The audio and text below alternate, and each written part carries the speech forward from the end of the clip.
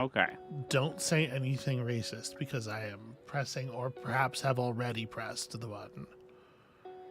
That's not a funny joke because I don't say things that are racist, and that implies that I do. I didn't say that and you did. I said this would be a No, this would that's be a the bad time to implication, and start.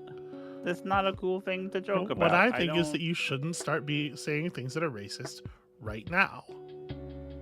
I wouldn't do that. If I were you, I wouldn't do that. I You can take this. You do whatever you want. I'm not the boss of you. Famously. I really don't like this bit. What Is all I'm saying. what bit? I'm just saying. Don't. Can you give me the link? Oh, I could do that. Could I do my job? My fucking job? Yeah, I guess a little bit I could. I think probably only a little bit though. Here's the problem. My brain's all over the place. I haven't had any caffeine. I'm going to Okay. I'm going to imbibe.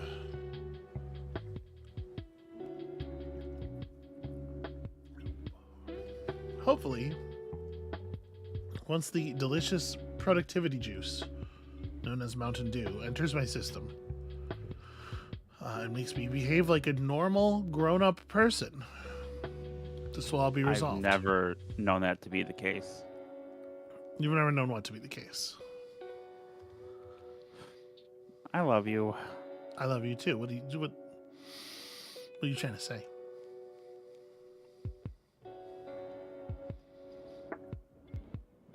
I'm just let me post a thing on the You're being very evasive this right guy now. in the Reddit. I'm trying to do my part of the job, and now I have to select the building. And what are these buildings? And I know it's taking a lot of effort, a lot of focus to do all this and not say anything racist. Hey, sweetheart. Yeah. What's up? Look at me. Yeah. I want to see your face. Okay. Drop this bit. Drop this bit. Okay. Okay. I don't. What when you say bit? I'm sorry. I'm sorry. I love you. I will get up and walk away. Let me say out loud. You've never said anything racist in my presence. No. Well, not well. And all the stories that I've heard, I think are dubious. It's not funny. It's not funny.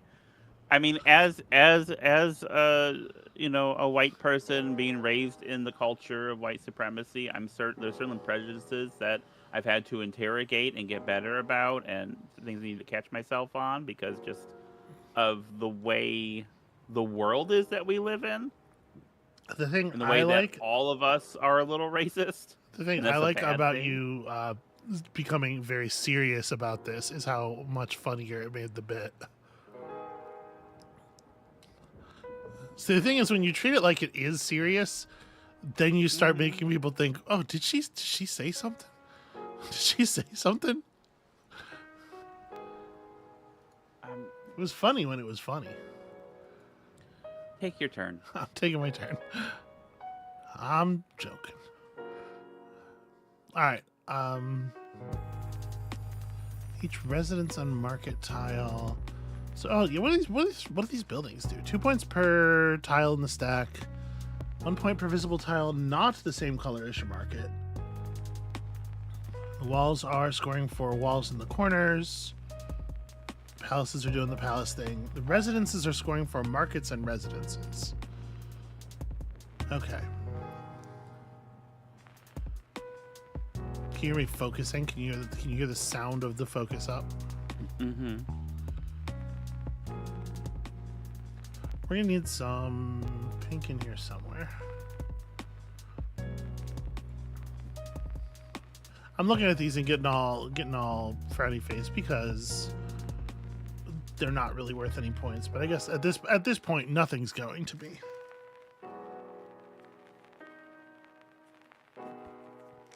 Sometimes you just have to make the 2-point play.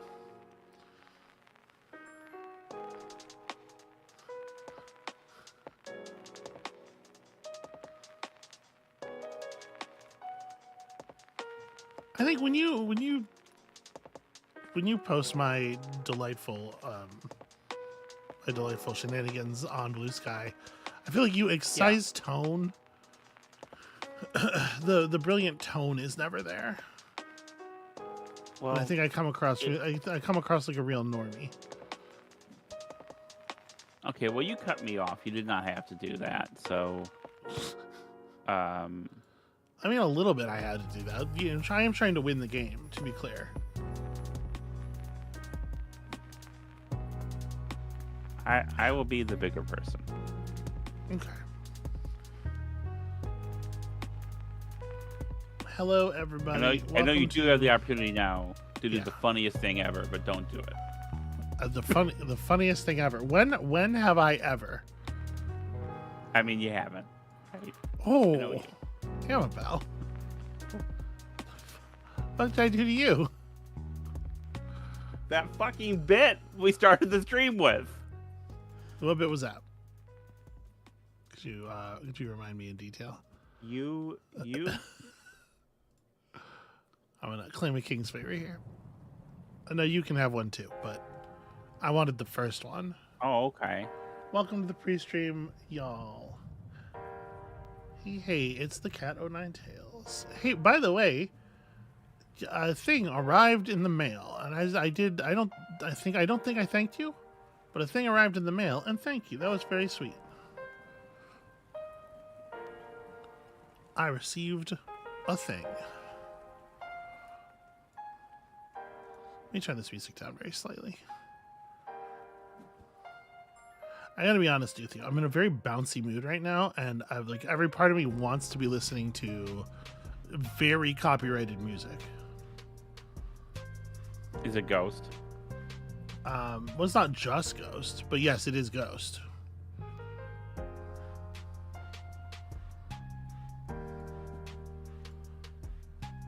All right, let's score some patterns. Yay!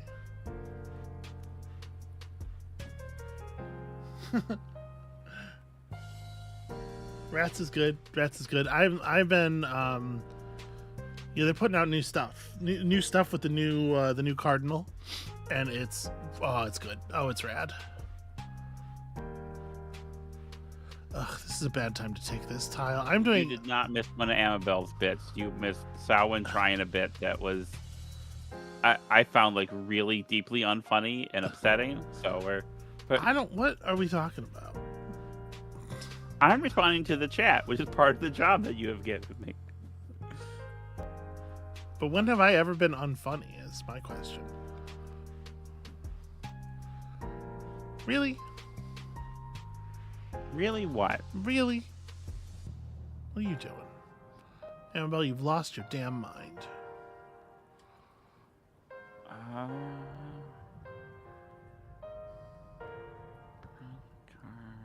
We're not above that. This could be 3 to 4 layers deep.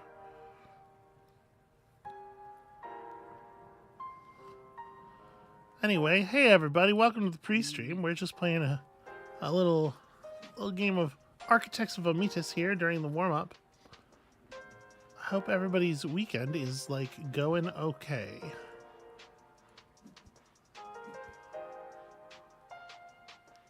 And then I get a king's favor, and I had not put any thought into it. This one...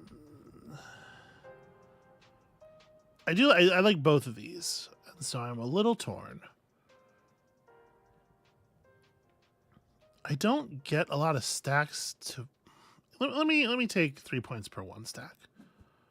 Usually the game ends. There's still a few ones.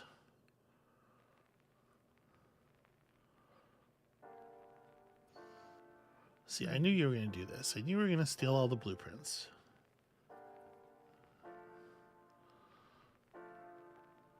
It's classic Amabel. I knew you were gonna wake up. I woke up today and I said, "Oh, I know Amabel's gonna be on some of this classic Amabel horse shit," and here it is.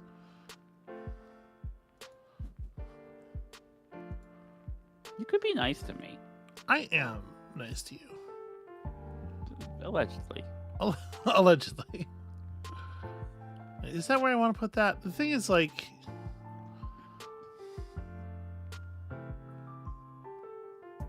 all right, I'm gonna try something because we're gonna have to do this anyway. So I'm thinking ahead about patterns and stuff.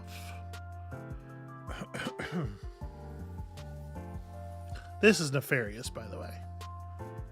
Your setup here to get your king's favor. Absolutely brutal.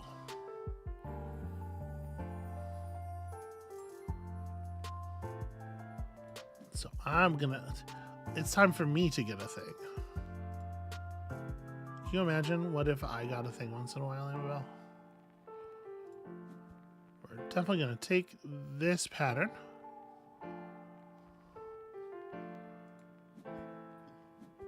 Okay.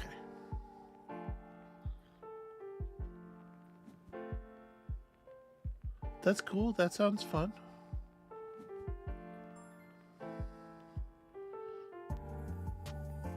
Part of me instinctively was like, congratulations on your girlfriend's birthday.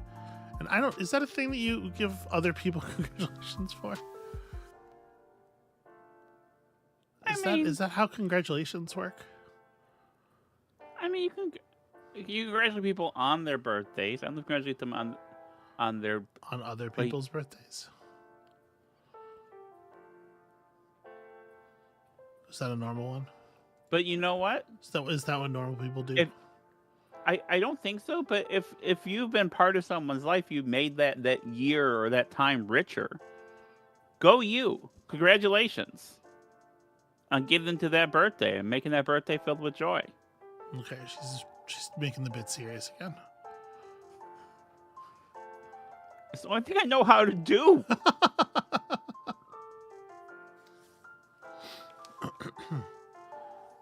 I don't know what I'm doing over here. I got no strategy.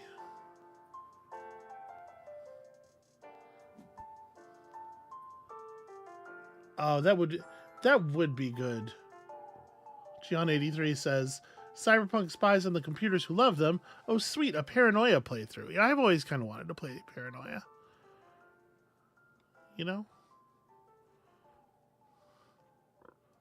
Yeah. Okay, I'm playing my first building that's actually worth any points at this moment, at this point in the game. I am going to see if I can score some of this.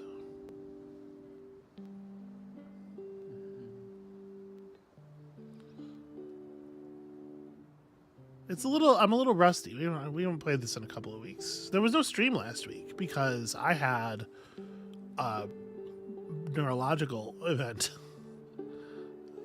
I'm okay. Everybody's okay. We got the blood off the walls. It's fine. Amabel. Yeah. Fucking ruthless. Holy shit. Am I losing by 100 right now? No. You are losing by like 12 and you're gonna... I'm not losing by 12. You have 5 completed designs. Holy crow. You are beating my ass in a very serious fashion here.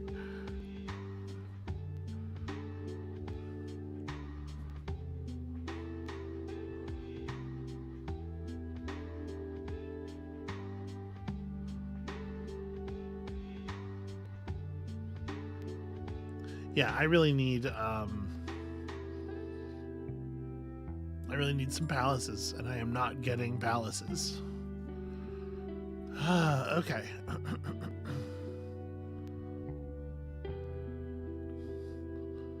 Well, so that's a 5. That's a 7. I should probably take this. And then, as far as disruption goes here, like 3 points to fill in the space. I'd love to enable a 6, but I don't know if we're going to get there necessarily. I guess we can move in that direction and find out.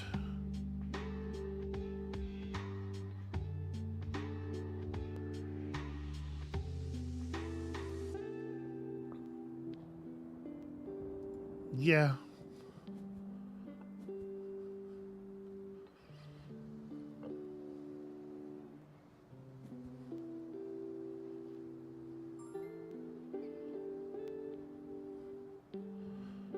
Okay.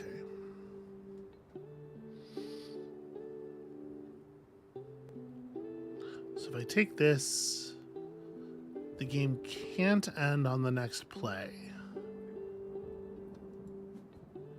So we take this and we just put it over here, score that corner again. I'm trying hard to catch up. You have, while I have been sort of flailing around here, you have been assembling a deeply cruel engine of scoring.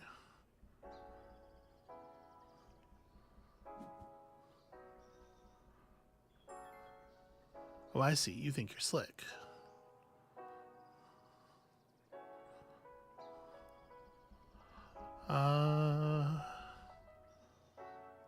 Each residence and market. This actually has gotten pretty live. So you could end the game. Don't love that. I'm trying to like maintain my capability to finish a pattern and also work toward this stuff, you know? Yeah. I think I'd better do this. And we'll just give me 4 points. I will take just play 4 points. Okay, interesting.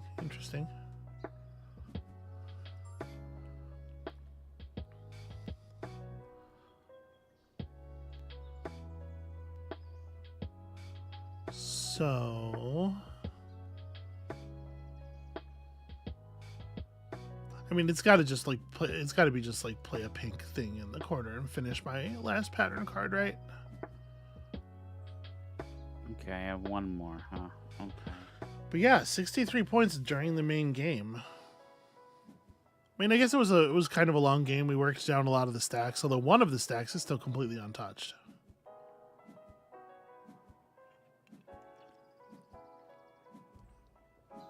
Yeah, not particularly. That was pretty close. Not particularly close. Disagree. 11 points. 11 points is.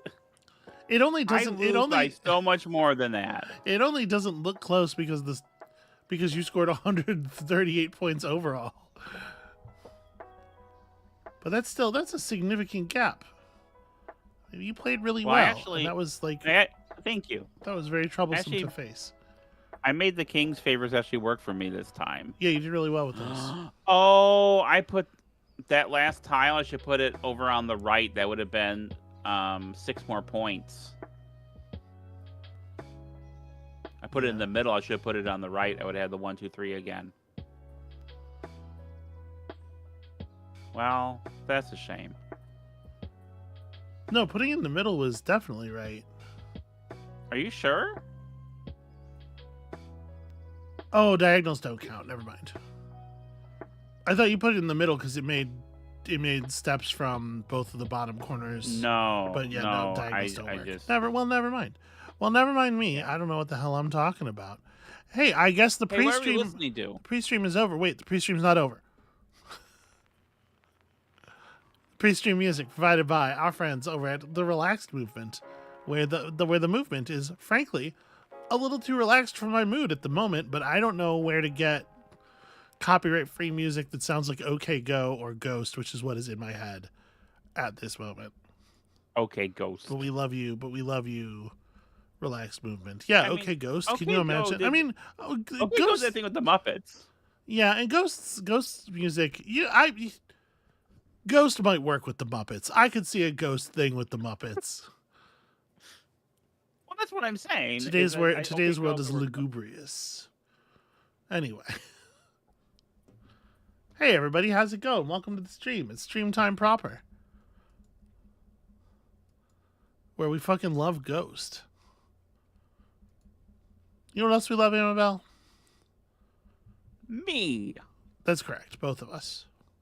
Yay! Yay, Amabel has self-esteem and loves self. I'm trying. All right, here we go. Tactical espionage action, friends. That's what we love. In this house, that's what we're into. Why is this not the thing? What did I do? I fucked up my whole stream setup. And I did it for you. Okay, there we go. Invisible Ink. Hey, welcome back. We're gonna pick up our Invisible Ink game. And you're gonna stream it to you're gonna share it with I'm me. gonna share it with you, probably. Okay. Probably. I like this thing you do, this bit you do where you make it seem like I'm horribly incompetent. Just because it's true and correct. That's not. Power reserve critical. Personality wave collapse imminent. Oh no, our AI is running out of power. Some good news. The signal still isn't resolving. Well, I didn't want to have to do this, but I may know where we can buy you a reprieve. I trust you're not holding out on us. Derek, you know the gravity of our situation. Of course I do. But you can't expect me to lead with the business suicide option every time one of my friends gets into trouble. If I betray a client's confidence, it will take me years to rebuild my credibility. If you were anyone else, I wouldn't even consider this. And I appreciate it greatly.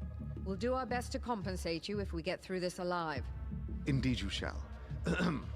One of my regular clients is a senior corporate researcher, works on real hush-hush stuff. Rumor is she's building a high-capacity quantum reservoir. They're looking to use it as a life raft for holograph psyches. Apparently, the CEO is afraid of dying and wanted a plan B. It has enough resolution to hold an entire human mind in stasis for 100 years. It should be able to hold your AI in active state for at least a couple of hours between charges, well, give or take. It's a long shot, but we have no other leads. Plotting a course now. I'll meet you there. If I'm going to lose all my credibility on this operation, I want to see it in person.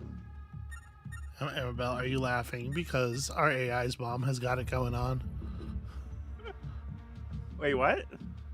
I'm not Because he going to said lie, Stacy's operator. This is a instead of fishing Stacy. expedition. Never mind. If the Yeah, that's why I'm reservoir laughing. exists, What does it it do may with buy us someone's enough mom? time.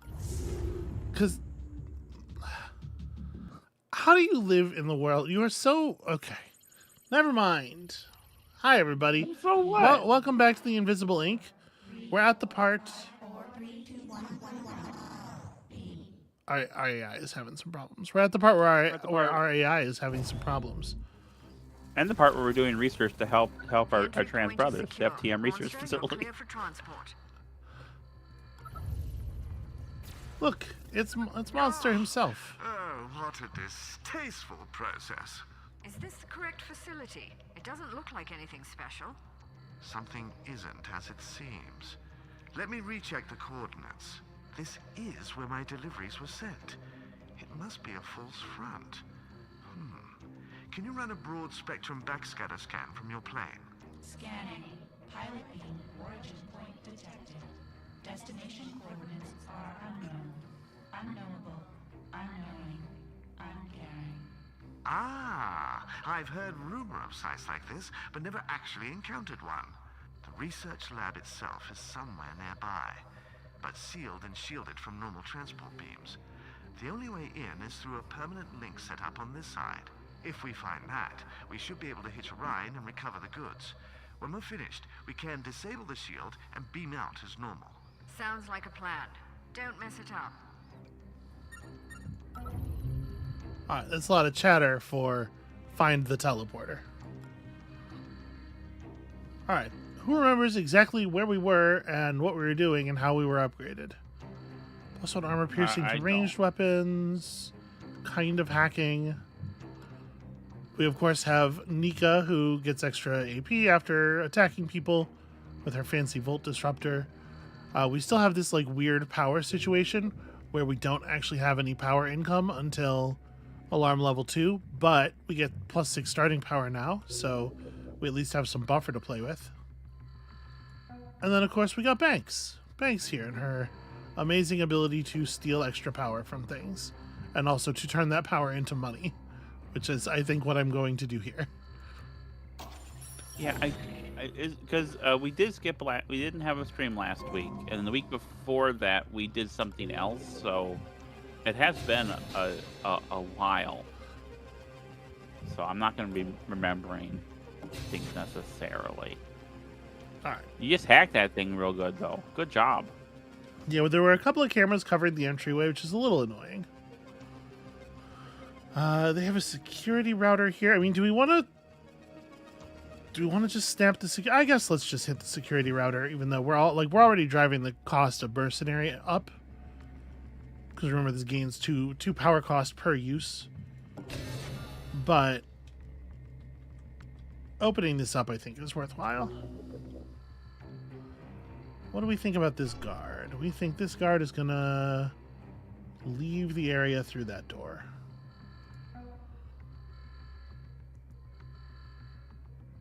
Well, then I am inclined to get a little aggressive with our positioning.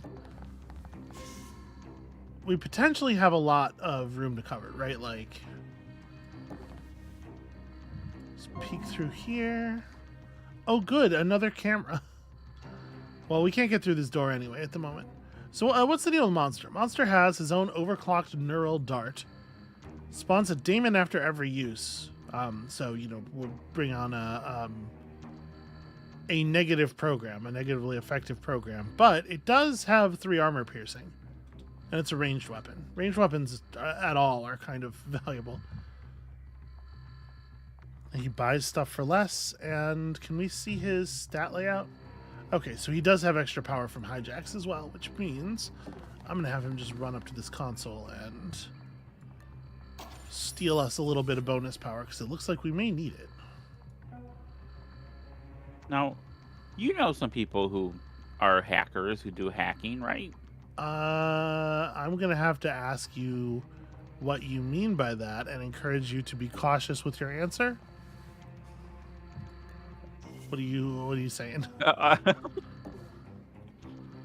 People who know how to hack. I know people who know how to do a variety of things. Yeah. So do any of them like Ring 0 security switch. They come in pairs. The transport Do any of must them have a do, like- two-man security lock. Somewhere nearby will be the switch's partner. Incognita has detected an ECCM signal. There must be one of the FTM's powerful scanning devices in the complex. It'll detect your team's location each alarm level. Make sure to shut it down. Okay, that's very troublesome, actually. Is it common for them to do like action spy bullshit like Monster is here? Well, okay, so the vast majority of what people understand as hacking is From the movie Hackers. yes, the vast majority of what people understand as hacking is exactly the sort of stuff it depicted in the movie Hackers, where you like make 2 robotic arms fight over a VHS tape or whatever. No. It's just a matter. It's just like compromising human factors. If you're interested in subverting a security system, what you should do is subvert the weakest parts of that security system, and the weakest parts of every security system is the humans involved in it. That's not true. The weakest part of most security systems that were created in the age of humans writing their own software is the humans involved in them. The way people write software now, there's going to be lots of other problems. So I am thinking this guard could absolutely just walk back into this room. So I'm trying to position people with that awareness. Until we actually have vision of him again, I'm trying to be pretty cautious. At least stand in places where like he won't get vision of me for free. He would have to walk right past Nika. He didn't have any particular... I'm going to put her in ambush mode. He didn't have any particular armor on or anything. I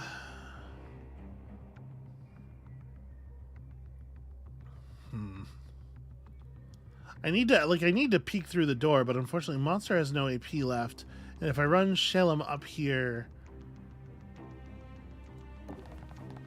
we can peek, but I don't have a lot of AP left for doing other things. Really, another camera.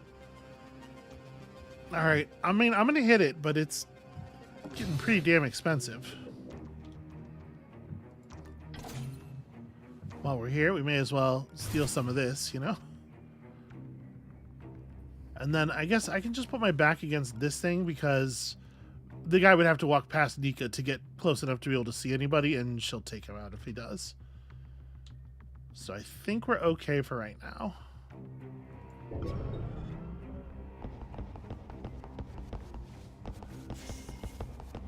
Yep. The plan. That's a good plan. And there were no ducks involved this time. Unfortunately. Amabel. Yeah. Hey, you remember how we I talked? did it again. You remember how we talked about that thing you were going to stop doing? Okay, Where so this it's guy not making reference to things the audience doesn't know about. Yeah. Yeah. So this guy has 3 firewalls, which is giving him 3 points of armor. And he is not going to be solvable until we deal with that. Do you have a key card on you by chance? You don't. You just have some money. All right, well. You know, I caught myself as I was doing it. So, like, I'm getting better. I'm becoming more aware. Hey, Banks, observe this man. Okay, he's just going to walk right back out of the room. Well, all right, so somebody's got to go see if there's more to this area. I think this is just a little room, yeah, off here by itself. So somebody's going to have to operate this device after we unlock it. So we don't necessarily want everybody to move away from here.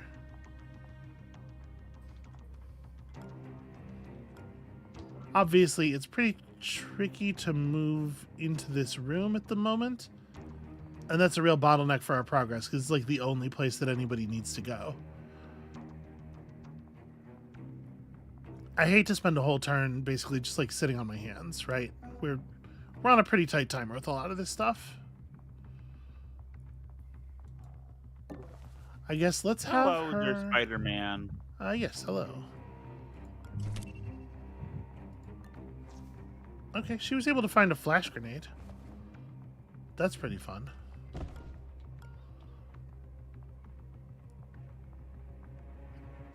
Yeah, I guess we're just gonna form up around the door. Monster is not the first one through, so let's move him out of the way. It feels bad to waste an entire turn worth of AP. Is all, you know, because we're on the clock. Yeah.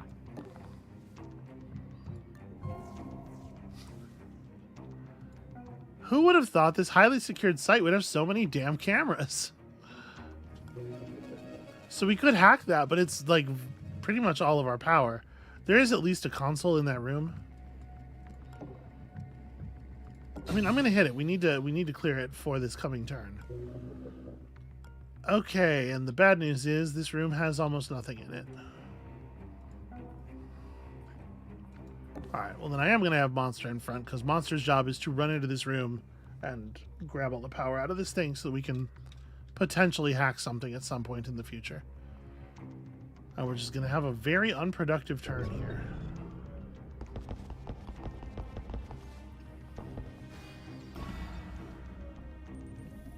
Alright, Monster needs to make it to here.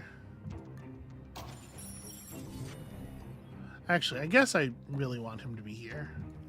Just make sure the door is closed.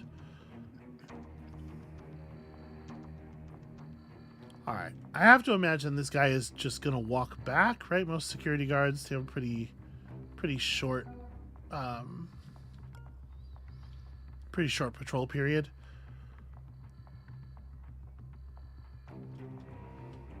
Somebody's got to stay back and hit the access switch. I don't really want it to be Banks. I guess it's you.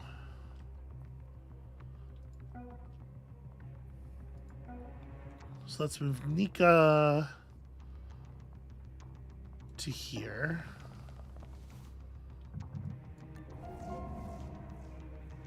Okay, we got another guy with that same kind of firewall-based armor, which is a huge pain in the ass. 2 turns until we have our dagger back. And we are so far away from getting any power. Like, it is actually really brutal. So we're just going to have to be very cautious in the meantime. He's going to patrol out of here. There might be a door on this wall, maybe. But honestly, like, we don't know where the power is for this laser grid. I think we're in kind of a lot of trouble here, actually. Does seem to be the case. And when the security level goes up, the scanning amp is going to light up the positions of our agents for the guards, and that's going to make things obviously a lot more complicated. All right, she can't actually get to cover. He is just going to grab this dude, drag him through the door, and kind of camp the access switch with him.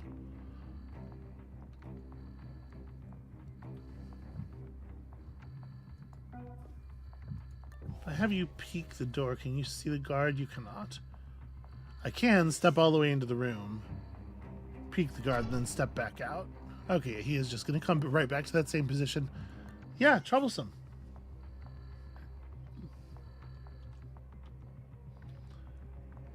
People are showing up in the chat. Hey, hi, hello, everybody.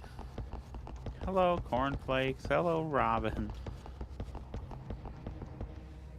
You can't even say Robin's name without laughing. Because I read what Robin posted in the chat. And it reminded me of that thing we saw yesterday. But I'm not mentioning the thing. I'm not mentioning the thing that people don't know about. No, I'm doing good. No, you did. I did. You're allowed to mention. You just have to explain yourself. You just have to treat it like it's a thing that the people in the audience don't know about, because it literally is that. Okay, so yeah, there's no door on this wall. So there is an unsecured door at the end of the hallway here, which we could have somebody make a break for. Monster, give me this guy's path. So he's going to walk down like that. If we have Banks do something really risky here.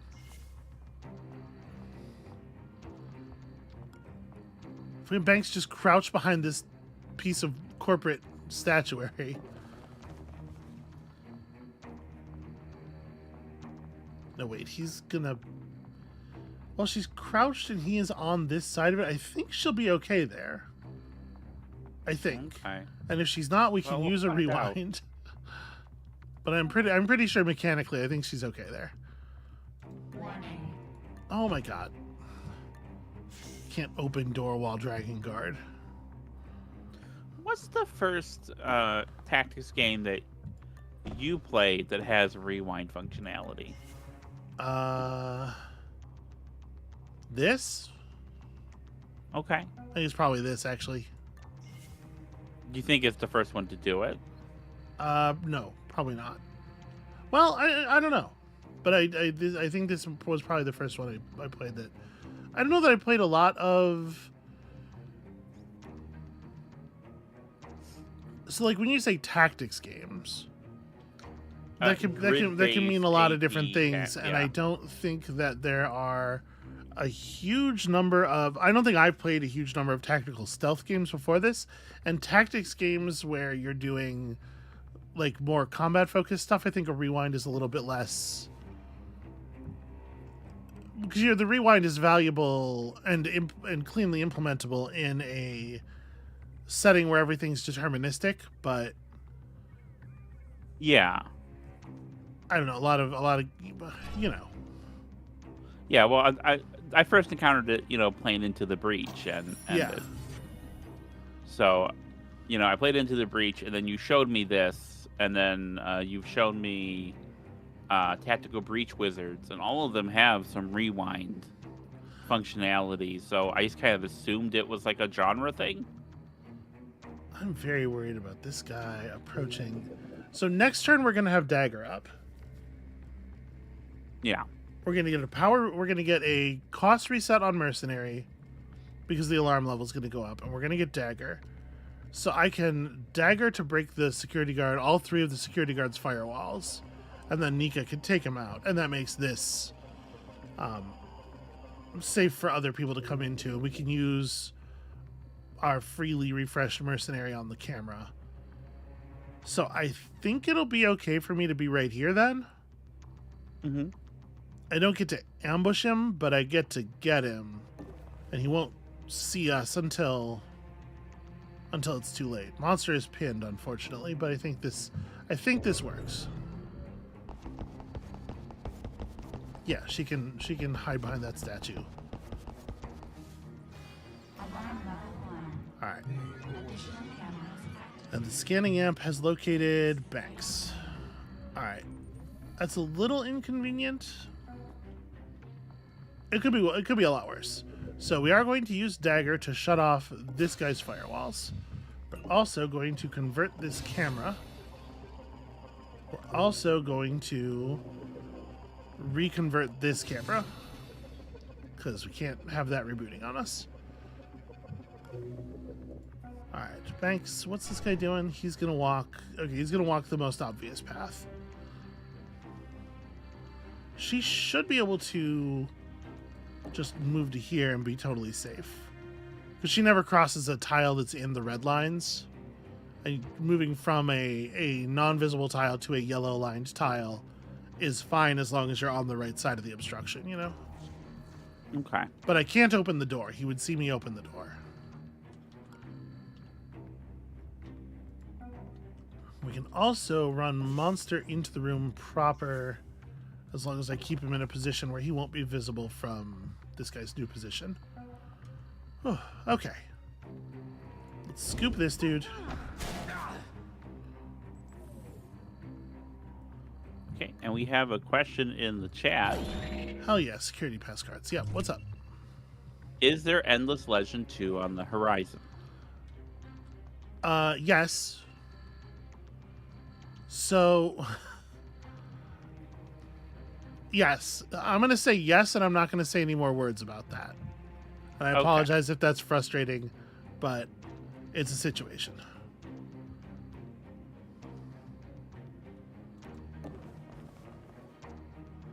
Yeah.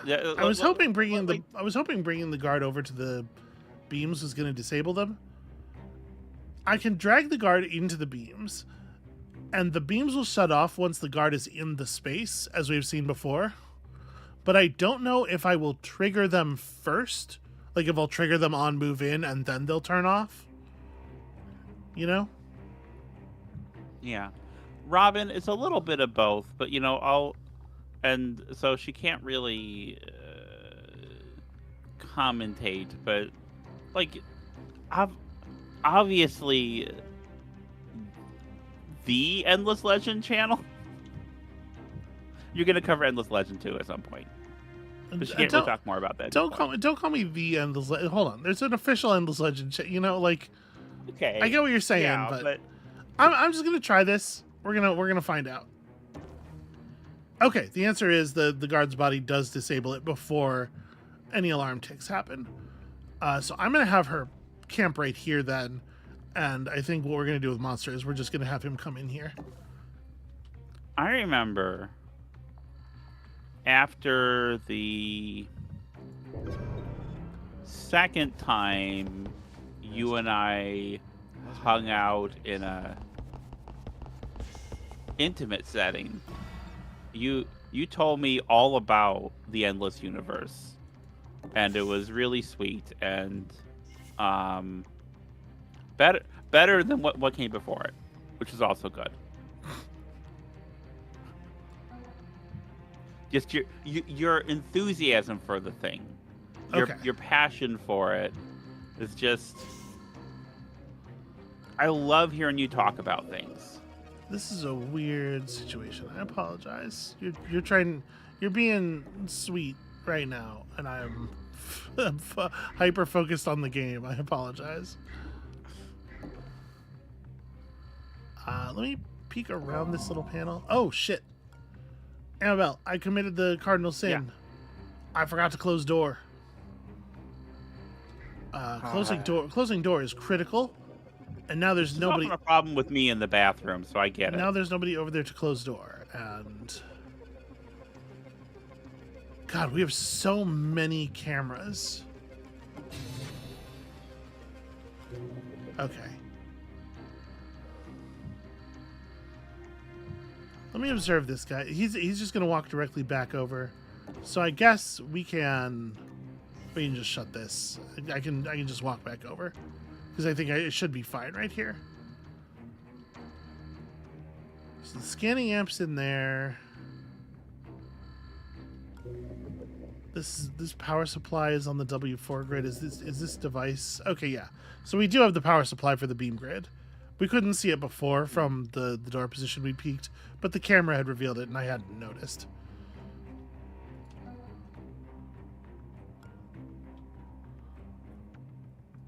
I think I'm gonna leave Monster in charge of this guard's body. Let's have Nika move on because Nika moves really quickly. Okay, we found the other thing. Cool. So let me ask you. Unfortunately, that puts us in a bit of a position power-wise. Because we need to open up both of these devices and activate them at the same time, and that's 3 uses of mercenary between the two of them. Which would cost, at this point, a total of 24 power. So we're going to have to wait for the alarm level to go up unless we find some more consoles. Like a lot more consoles. Pretty far from ideal.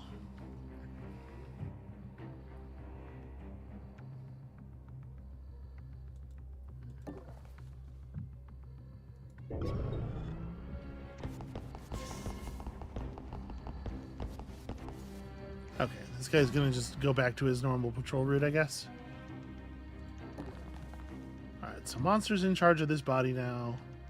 I think we can go ahead and just move it off of the lasers, probably. We don't need to leave him there. I'm gonna drag him more in the direction of the switch. So Nika still is on no armor piercing. That guard is wearing just like basic security armor, and that is going to be a little bit of a problem.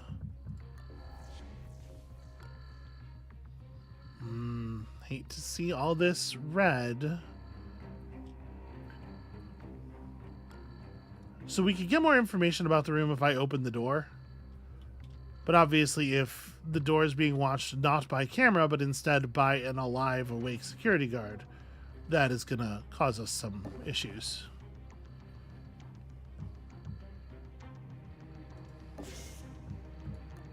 Closing door, always wise.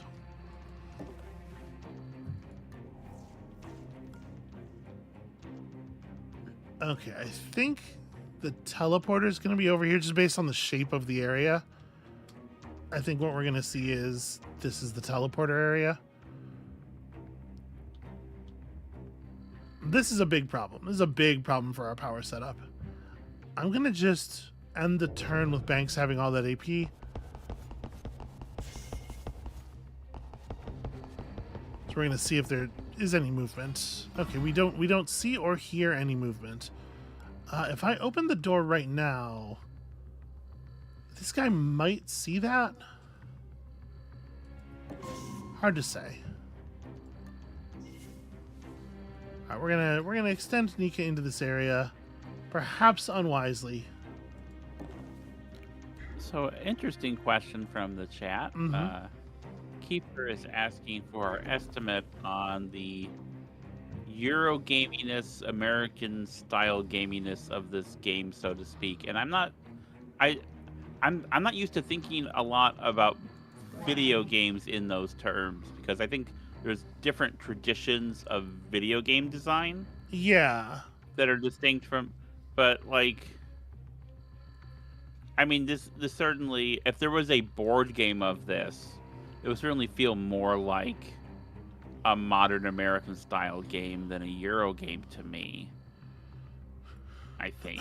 I don't know. What is your take on that? and where do you see like the tradition that, I mean, this is in that tradition of those kind of stealth games you were talking about. I mean, I think it's a scale that just like fully does not apply. Yeah.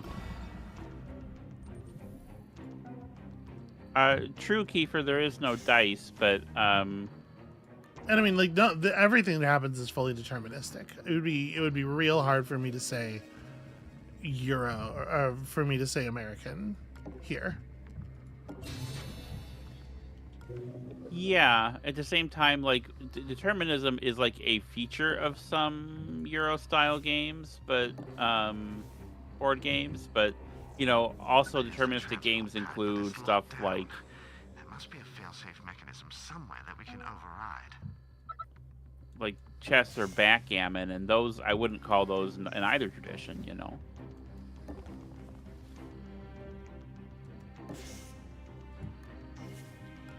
Yeah, I mean, well, yeah, because it's terminology for modern board games. Like, it's not.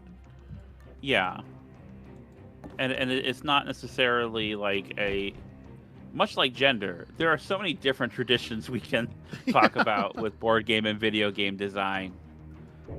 That's true, Nick. Chess is American style because it has minis. That's a good point. What the? Ooh, that's not a great position to get investigated. Okay, so good news, bad news. Firewalls increased. But we did get our power reset here, so we need to flip these access switches, and we need to do it now.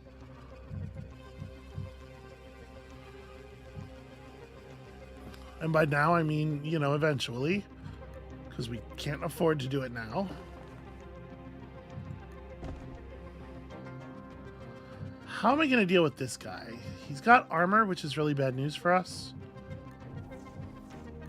Did you see that? Shit. Well, Amabel, I think we're in a huge amount of trouble. It does seem to be the case. So Kiefer, I would push back on that because I feel like a combinatorial abstract is very much its own thing. And I don't really think of even deterministic Euro games as being necessarily combinatorial abstracts. Some people treat them as such at times. I know there's a lot of people who play Puerto Rico that way, discuss like, you know, opening theory and whatnot, but there's too much social interaction in a Euro style game. I feel like an old school Euro style game, you get into the you know, the more modern heads down stuff is a little different. I was trying to stall for time while you came up with a brilliant plan. How's that going? It's not really going very well. Yeah, Banks unfortunately is. So I didn't think it was a guard in here. I thought it was a camera that was watching the door. So I popped the door open to get vision, and now we're completely fucked because this guard's gonna run in here due to the security amp, and this guard is gonna come in here because he saw the door open, and there's no position in the room that Banks can reach that is actually safe. So I have to try to figure out, like, what is our move as far as Banks not being safe, but somehow recovering from that lack of safety.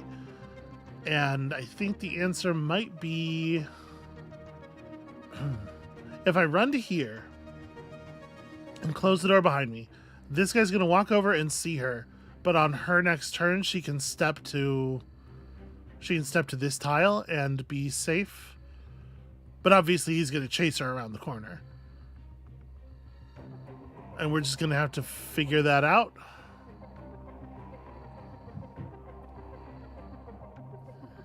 Yeah, I kind of think that's what it is. Close the door so that hopefully this guard won't get involved. And like, things are really, really bad for us as far as power goes right now. But now that we're over the security level 2 threshold, our dynamo will actually start generating power, so we'll be able to do stuff slowly. This is bad though. I'm not gonna sugarcoat it. This is a very bad position.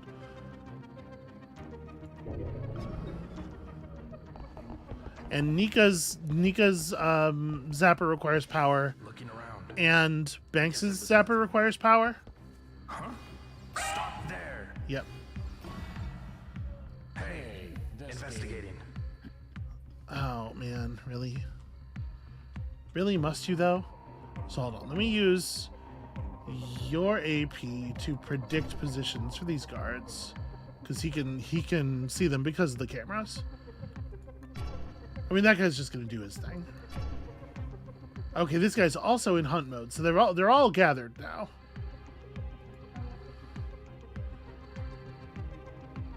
Damn it, they got away. This is my big brilliant plan. Run into the next room and close the door. And yeah, that's it. That's the whole plan. Monster's gonna drag this guy through here and close this door. And yeah, we need to leave one person on each of the security switches. So that's Monster and Shalom for the moment. Just holding down those guards. We'll see what these guys do, and well, I'm gonna hold on to power. We need 6 power to finish accessing this thing. We're generating 2 per turn, but we might have to spend some on combat. Right. We'll see how it goes, I suppose. If I wanted to turn off the lasers, that would also be 6 power, frustratingly.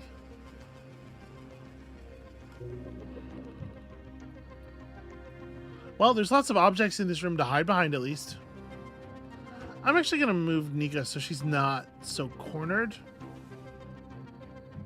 And let's see what they do. They might get a little erratic here when they don't find anybody. Investigating area. And unfortunately, they're not all visible on cams. So we can use some of Shalom's AP to get tracking on some of them. We know this guy's gonna run into this room and investigate. We know this guy's going to run in here, which actually might work out really well for us. But we can't get the other guy. So we're gonna have to use her AP for that.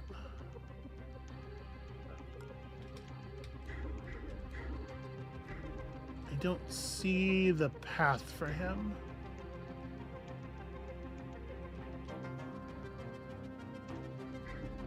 He might be stationary?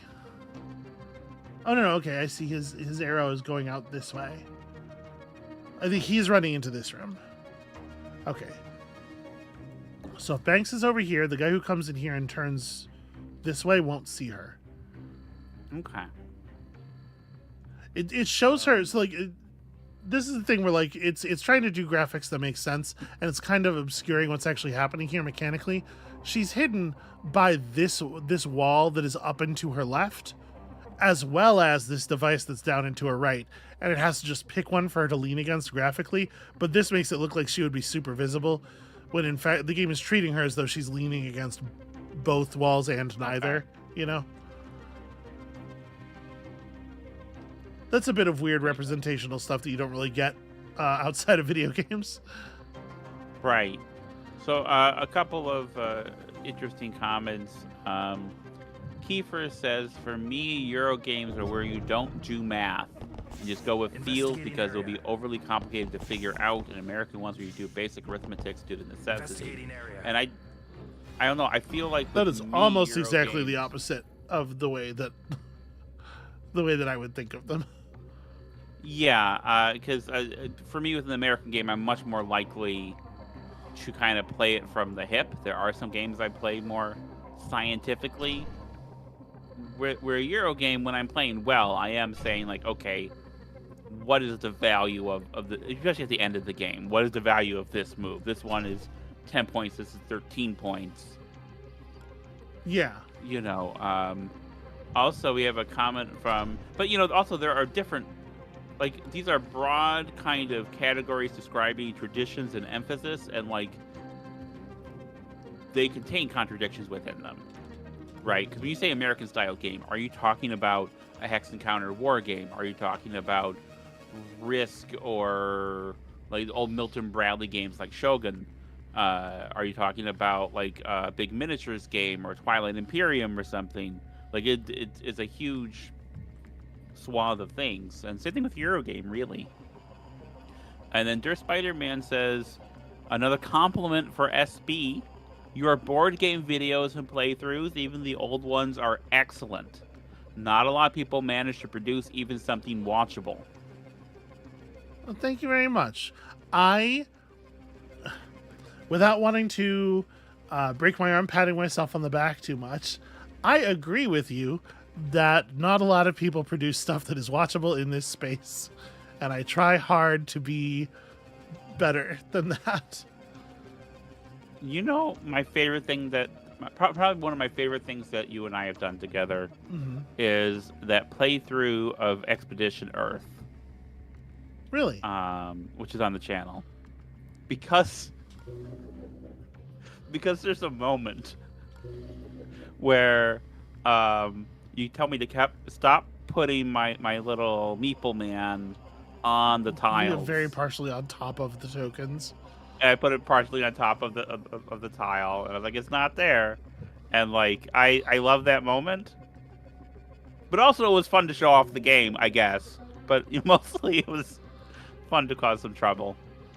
You sure do love that. So do you. I don't know what you mean. I know what you're into. Don't. So we have a lot of troublesome arrows here. In case this is not clear, the guard who's on this space is going to run in here and run into this room. That's fine. He's out of the way. The guard that's currently in that room is going to run out and into the statue room. That's fine. He's out of the way. But we have to be careful because there's a moment where he sees this whole area. So we can't leave anybody visible here.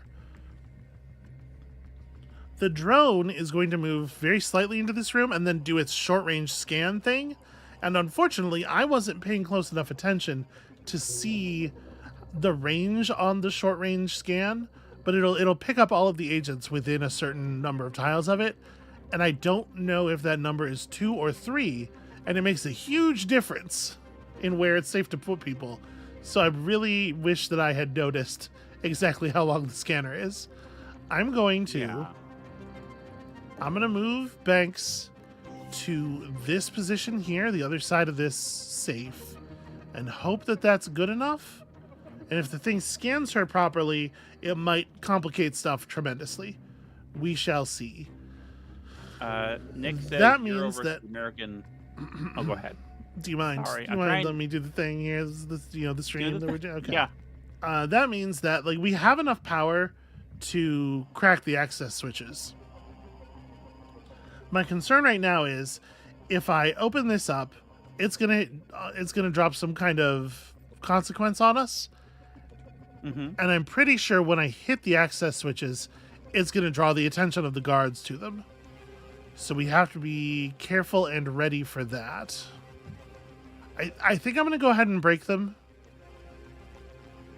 Okay. Because we got to get out of here, right? Yeah.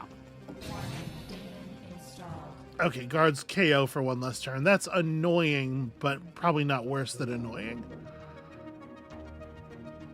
And I think I'm going to go ahead and hit the buttons. Okay. Active and active. The security system has been deactivated. Serves them right for buying cheap knockoff equipment. If they'd bought those parts from me, we'd still be locked out. You tell a monster. All right, and at that point, I think we gotta make for the exit about as quickly as we can with everybody. I'm sorry. I'm trying to do the part of the job. I don't always know when. Sweetie, I'm not really. I know you're not. Okay. All right, well, everybody's got to get into the elevator chamber. Nick said that Euro versus American board game is a bit anachronistic today. It's all about Kickstarter versus Button Shy. Yeah, and there certainly are some other small interesting publishers working in board games today that don't do Kickstarter. I'll say that. Additional guard patrols. Oh dear. Kill them all. Okay, Incognita's getting a little. Incognita's getting a little kill all humans, so that's concerning. So I was out of range of the drone scan, but then the security amp alerted everybody to Banks's position anyway, so that's good. That's going well. I think this is probably a full sprint from her. She's gonna make noise, but we got to get out of this room. Did you hear that? They were already headed in that direction, so. Tiero says that they're getting here late because of the latest CUD video, which was a really interesting one. Thank you. So good job. I appreciate that. I also found it very interesting. I heard something. Also, we have 3 different people asking about something called Cultist Simulator. Really? Why are there 3 people asking about Cultist Simulator? Well, one person mentioned it, and then 2 other people were like, "Oh yeah, I'd like to see SB play that." Okay, yeah, that's sorry. I don't mean to act like that's super wild. It's just it's a kind of an older game at this point. It'd be weird if 3 people independently brought it up. I'd be wondering if some kind of, if something happened, right? So the thing about Cultist Simulator is that while I do think it's interesting, the guy that I don't want to get into a whole one thing. of those. Yeah. Okay. There's some stuff about Alexis Kennedy, and I just don't. Yeah. All right. We don't need to go Apologies, more y'all. than that. I swear to you, I'm not always trying to be difficult about a dude. I know that it seems to affect my channel a lot more than it seems to affect. Well, because you care. You never see Northern Lion go, "Hey, listen, everybody, I'm not going to play this game." No, it's not because I care. It feels like I step in stuff a lot because other people don't have to. Is what it feels like. I keep ending up in spaces adjacent to trouble. Sure, but we stopped with the Avowed playthrough. Yeah, for reasons, and yeah, it's yeah, and there are people who just wouldn't. Who I don't know. I don't. Okay, we can move on. Yeah. I admire. There's a reason that there's not Cultist Simulator stuff on the channel already, and that's not likely to change, I guess is what I will say. I heard something. Amabel, I Yeah. left the door open. Shit. Why do I keep doing that? Okay, so the good news is we've all made it out of the 3 of us that were already over here have all made it out of the scary room. Monster's not actually clear yet, but he is in a position where he's guarded from 2 sides. The big problem here is that Shalem is still on the other side of the entire security apparatus. So this is getting Shalem across is gonna be interesting.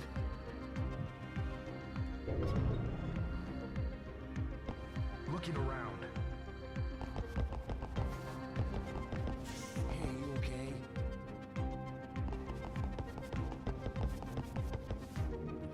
Okay, so the guards are coming to check out the position right outside the door because that's where they were last able to hear the sprinting sounds.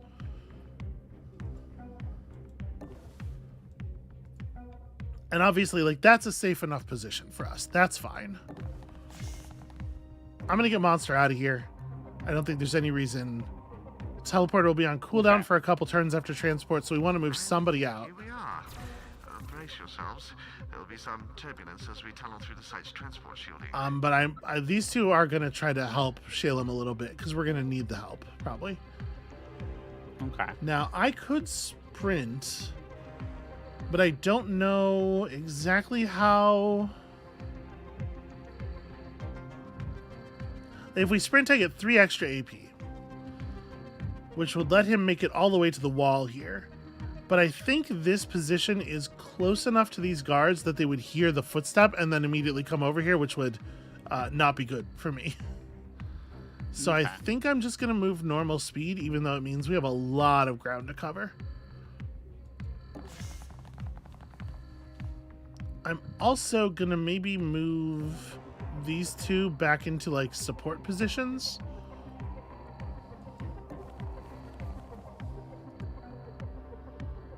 I'm gonna leave the door open intentionally this time. There's nothing in this room that we would not want anybody to see. And in case we need to get back into the room quickly, you know, opening the door can sometimes draw attention. Right. I'll put these two in position where they could potentially run out and jump somebody if that is what needs to happen.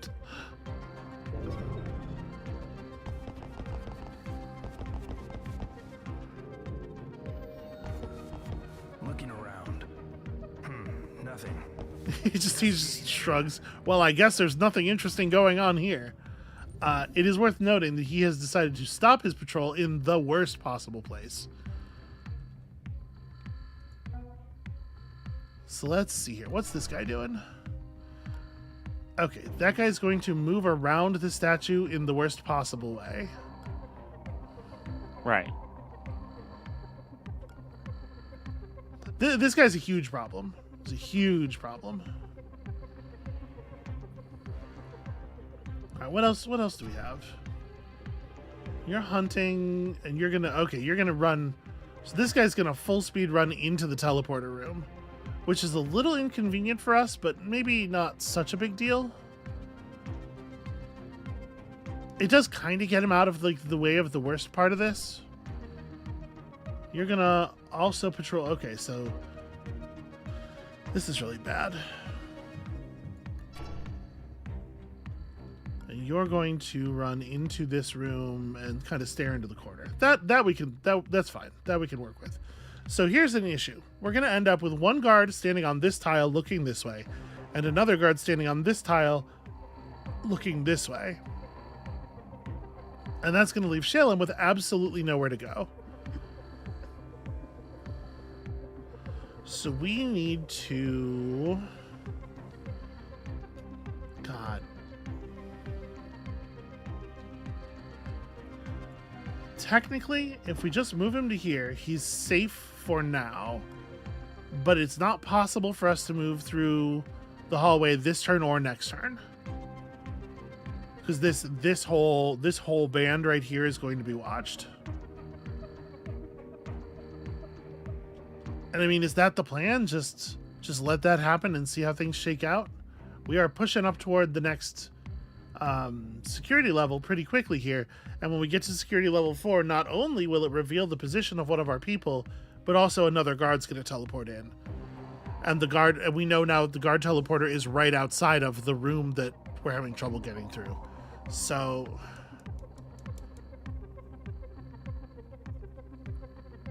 I guess I don't feel like we have a choice. But this is bad. Yeah.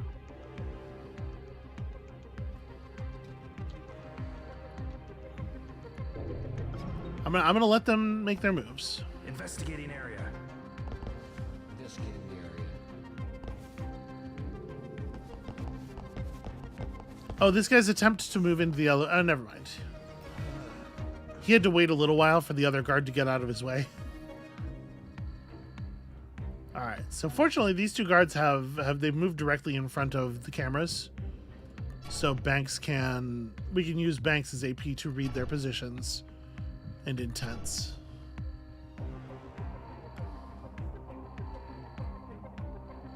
Okay, so this guy's gonna walk over here and wrap around this statue in a way that's definitely gonna have him see Shalem. This guy's gonna turn around and leave the area, which is actually great news for us. I think we can slip from here to there, and since both those tiles are yellow lines, the guards don't see us do that. And then this guy will be facing the wrong way, and that guy will be facing the wrong way, and we may get a brief opening here. The security drone's going to run into this room. That guy's going to run into this room. Somebody's running into this corner, and we may have to deal with them.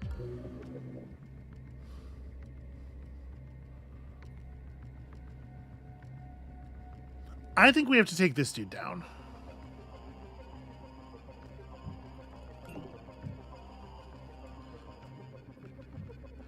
I am going to use Dagger to break 3 of his shields. And then... Because I want to get... Dagger needs to cool down, right? We got to get it cooling down as quickly as possible. And then I think Banks is going to follow him into that chamber and take him down in there with her Zapper, which can pierce 1 point of armor. And then we'll just squat on him outside the outside the elevator. I think we're gonna be able to make this, and we can take this guy down too if we need to. A couple of questions from the chat for me, which is deeply uncomfortable. I'm just a sidekick here, folks. Don't let her tell you what to do. You ask her whatever you want. If there will be a SB Goes to War Game Simulation School series, probably not. Simulation gaming is not really something that she has a strong interest in. She supports my work and lets me bounce ideas off of her, but also that's not really what she comes to games for. And I'm not sure how useful that would be to her or for the channel, is what I'll say. I definitely prefer, I spend like 5 to 8 hours a week with you on your channel, sweetheart, and I kind of like the low intensity of just kind of being your second banana. Rather than being someone who'd be driving a thing like that. And Z Falcon King asks for a lowdown on some of my designed games. I have like over 80 games published. So I've done a lot of games. You look me up on the Board Game Geek. And you can find my games there. There's some articles about my stuff. It really just depends on what kind of games you're looking for, because I've done like the military history stuff. I've done some very experimental stuff. I've done stuff that's more broadly appealing. Well, why don't you talk though about a couple of the ones that you think are sort of more interesting. All right. City of Six Moons certainly got a lot of attention last year. It's a board game that is written in an alien iconographic language, and you need to translate it before you can play it. And I will never answer any rules questions, so you're on your own with that one. People seem to have enjoyed it. It's the best-selling game I've ever done, which is insane to me. Because, why is that one that I thought would be for weird nerds? Why is that the one that resonated with people? Well, see, I think that's exactly the kind of thing that's going to be most interesting to people who are in my audience. Because it is very like, I don't want to overstate the similarities, but it is very like Chants of Sinar or something. Like, there's definitely an established kind of like board game space for this sort of thing, or a video game space for this sort of thing. Yeah, and certainly talking with you about video games has been a huge influence on the direction my work has been moving. And that certainly was a big help for that one.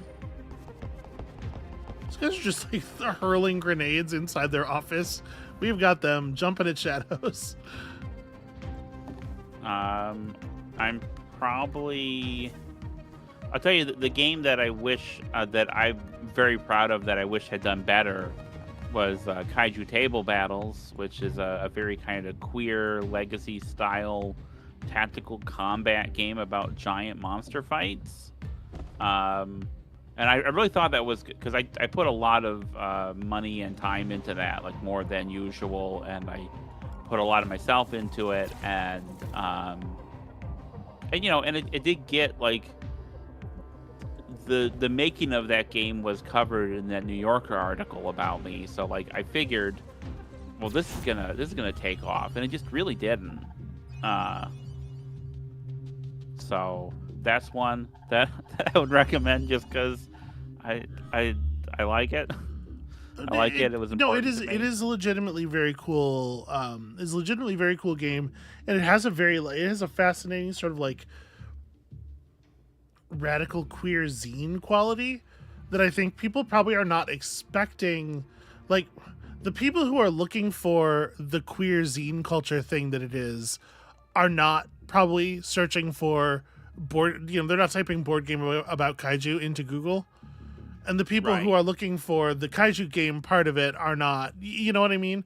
It's two fascinating things that do make sense together and that thematically entwine, I think, really well and really brilliantly. But because they don't seem sort of facially similar, I think people don't realize that people who would like it, I don't think realize that they would like it in a lot of cases. Yeah. It has to be You're gonna make me very cry specifically here. shown to them. So what I'm saying is I'm very specifically showing it to you. Fucking, if you are a big queer weirdo, and I think there's a lot of you out there in my audience, certainly I am a big queer weirdo. We are both big queer weirdos. Yeah, Kaiju Table Battles is surprising and fascinating and cool. It's got a really cool legacy game aspect that is used for some really fascinating narrative work that I've not seen done in the board gaming space before. Anyway, Thank you. Thank you very much. we did the thing. I got us all to the transporter. Yeah. Oh, sweetie. I know that game meant a lot to you. I know. It also means a lot because you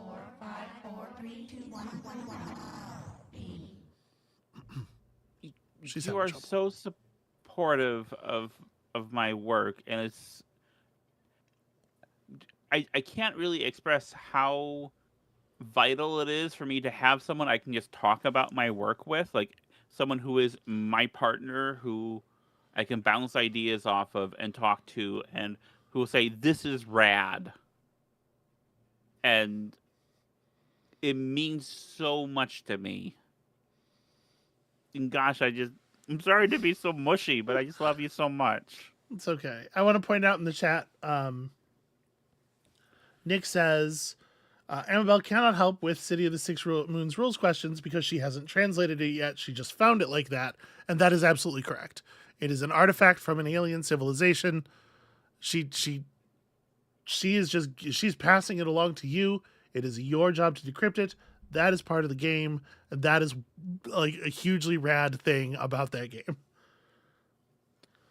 Can I tell you, I got some hate mail the other day about it Really? because because it's like an ancient alien folk game, Yeah. so it has different versions of the rules. Different people have different rule books, Yeah, there are different. and Yeah, someone found that out, was really pissed about it, and I don't understand. I think that's brilliant. I think that is such a delight. And I think it was probably a really cool thing to discover for the people who were like working on collaboratively unraveling it when they figured it out. I would love to have been in that discussion thread when it happened. But yeah, I'm gonna click here, and there's probably gonna be some game dialogue. So Yeah.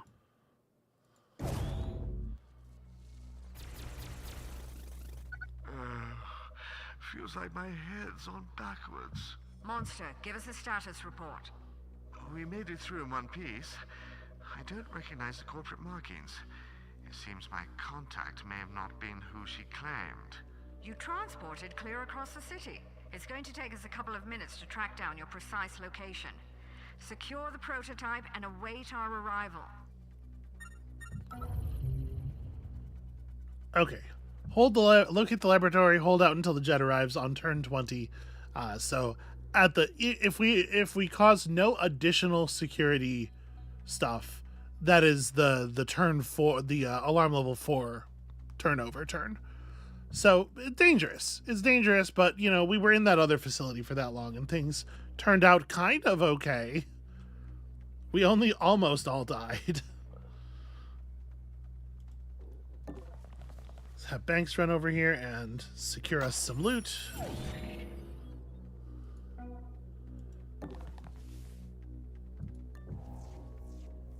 I'm reluctant to run him too much into this room, but we can make a little bit of space. I don't recognize those Shit. uniforms. I hate not knowing who we're up against. Yeah, that's interesting. So somebody parked in this corner should be able to see this guy if we peek with the door open. And so I can use their AP to get a read. Okay, so Monster is not safe and needs to run back in here and close the door. Good to know, though. And then unfortunately he's kind of blocking the way for everybody, so we'll just gather up over here. So this guy is wearing he's wearing a new outfit. Heavy armor 1 +2 to alarm when KO'd. He is consciousness monitored, in addition to having the heart monitor, which which dramatically increases the alarm level if we should manage to kill him. We don't have any lethal weaponry right now, so it's not really a concern. But if we so much as knock these guys out, we're gonna see the alarm level shoot up, and we really don't need that happening.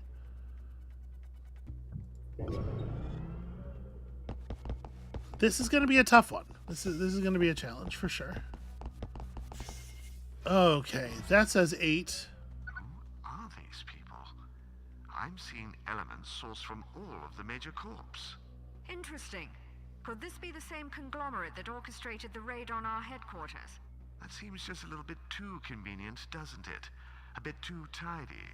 We can speculate later. Focus on the mission goals for now. Okay, hugely problematic because this guy can see the door. So he kind of just can't leave the room this turn. And yeah, man just has 8 firewalls on him. Well, that's not great. I guess we don't do anything. Can I ask you a computer question? Of course. What's up? Why is it called a firewall? Because it's like a firewall? Are you not aware that there's a thing in the real world that predates computers that is called a firewall? I am not aware, or I have forgotten. Okay. So it's a thing in, you might want to look it up. It's a thing in buildings that is used to like literally secure portions of the building against fire.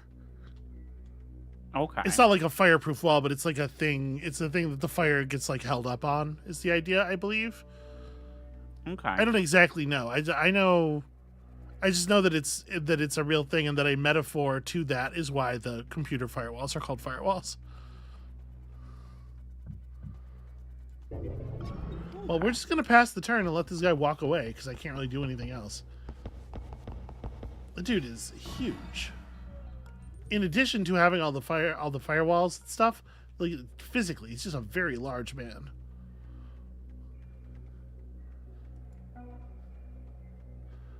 So I'm gonna have Monster open the door and peek this guy. Okay, he's gonna walk right back through. If that other dude comes back into the room on his patrol path, he was here. Like, he comes through the room and he goes down this way. So we should be fine if we're behind these console lines, I think.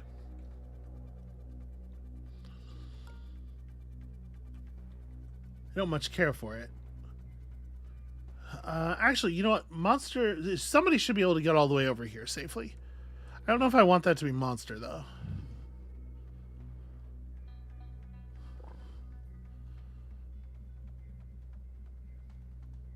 I think I want it to be somebody with more AP, so that they can get more aggressive. And when we're talking about aggression, we're probably talking about Nika.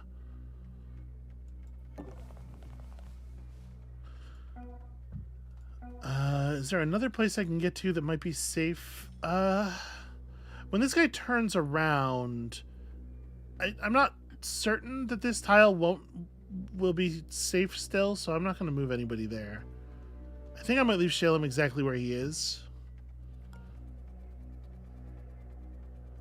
I think we should be fine right here. Even like when this guy walks into this space, we're safe from him here, and then when he's here, his vision cone will just be against the wall. So I think all of us should remain hidden as he patrols out, and we should be fine even if the other guard comes back.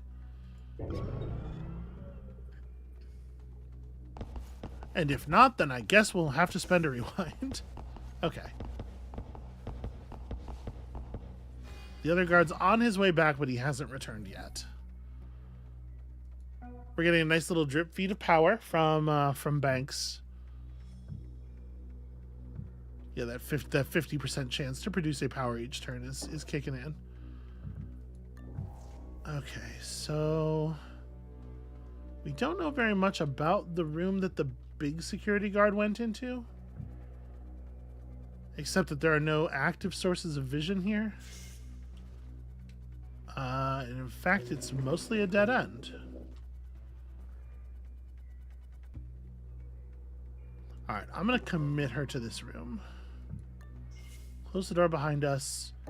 Crouch behind this little thing. I'm sure this guy's going to just turn around and walk back into this room, right? So... Actually, we could get Monster in here too. Maybe I want to. Yeah. Alright, I think I'm going to. This monster can crouch between the pillars. We need to get some vision on other elements of the facility. Civilians, they're working late, aren't they? Maybe we should interrogate them. There's no time. Even if they know anything useful, it'll be blocked behind redundant levels of mimetic training. Pity. I don't like the way he says the word interrogate. No. You could hear him getting hard, and that makes me uncomfortable.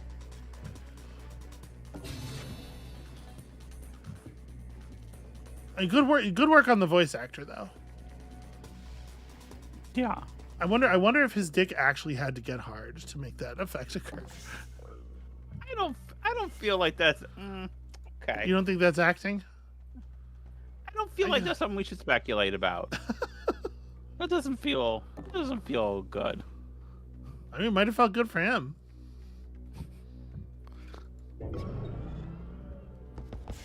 You got really quiet, so one of us had to start making the tone happen. Okay, yeah, well, I just was waiting. I'm watching you play and waiting for stuff. People are talking. Here's the thing. Yeah. And to be clear, I love our chat. Uh-huh. I mean, they're your chat, but I feel like they're also my chat. Okay. I love the chat, but they're talking about doors. I can't think of anything more harder for me to riff on and talk about than people talking about door codes. Construction codes for doors. And I say this as someone who professionally for several years had to care about that shit, because I had to care about like a whole bunch of building code stuff. Yeah. Roofing. I knew about like different kinds of roofs and kinds of drywall, and just is not actually a very fascinating topic. Well, that's just like your opinion. Yeah. Yeah. Okay, so this Robin says that, hugely. Oh, go ahead. I'm very stuck here. I don't know what I'm doing. Robin says she has to balance out my genius level hilarity with banal BS. Okay. People usually say banal.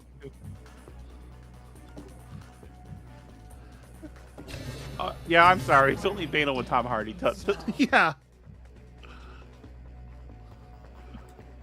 And only in that voice. This shit sucks. Modulate is real bad. Oh, I'm sorry, Kat. That sounds frustrating.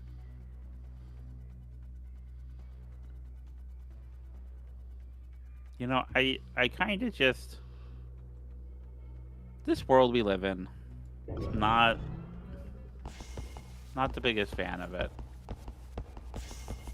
for cheering up, I encourage everybody to try to imagine Tom Hardy in the Bane voice talking to Batman about the anal sex that they're currently having, Security measures to bear against us. This had better be worth the risk. because it is a delight. And if I could do a better version of the Bane voice, I would gladly offer that up to everybody.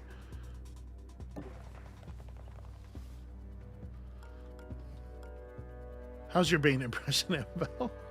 I don't really have one. But now I'm thinking about that Lindsay Ellis video about the furry the wolf nodding the Omega the Omega porn. Yeah. Yes. And yes, Omega porn. I'm thinking about there are excerpts from some of the books that are read, and Dan Olsen doing a really good Tom Hardy Bane voice. Yeah. Yeah. You know what? Dan Olsen's all right. Yeah, Dan Olsen seems like a stand-up dude. I'm still so I did a video essay like a month or so ago, and I needed to use a clip from one of his videos to further a point I was making, and I wrote him and asked him, and he was like, yeah, go ahead. And I was just not expecting to get any response at all. Yeah. So he's to someone who's basically a total stranger, he was real decent, and I really appreciate that.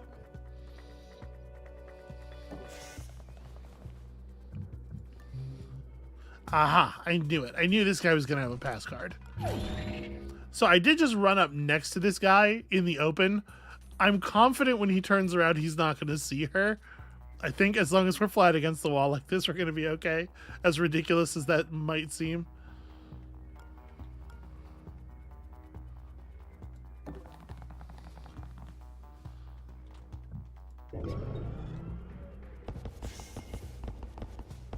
Because these guards, they don't when they turn around, they don't turn around. They just fucking, the back of their head morphs to become the front of their head, you know? Okay.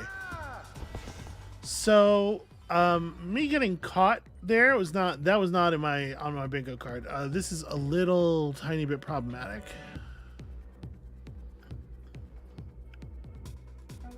The chat is now just talking about nodding now, so I'm sorry. Well, what could you possibly have expected to happen, I guess, is my question. So I can just drop this dude. He has 1 armor. Uh-huh. And Shalem has that augment that gives him +1 armor piercing on his ranged weapons. However, all these dudes in here are equipped with that consciousness monitor. We have to be in this facility for a long fucking time. The alarm level is going to go up a lot. And if we are also knocking people unconscious, we're going to be over alarm level 4 by the time we've survived in here long enough. And so I'm going to start by trying to move to safety. Oh. Okay. I misread. Recover from this. Get some med gel into that agent and get them out of there. Thought that was yellower than it was. I might spend a rewind here, actually. This is cheats, but Incognita simulated the whatever. You know how it is. You know how Cyberpunk goes. That's how we knew what was going to happen, and we did something different than that. Yeah. So it turns out a guard that we've never seen before is going to come through this door at a really fucking inopportune moment. And we need to be ready for that.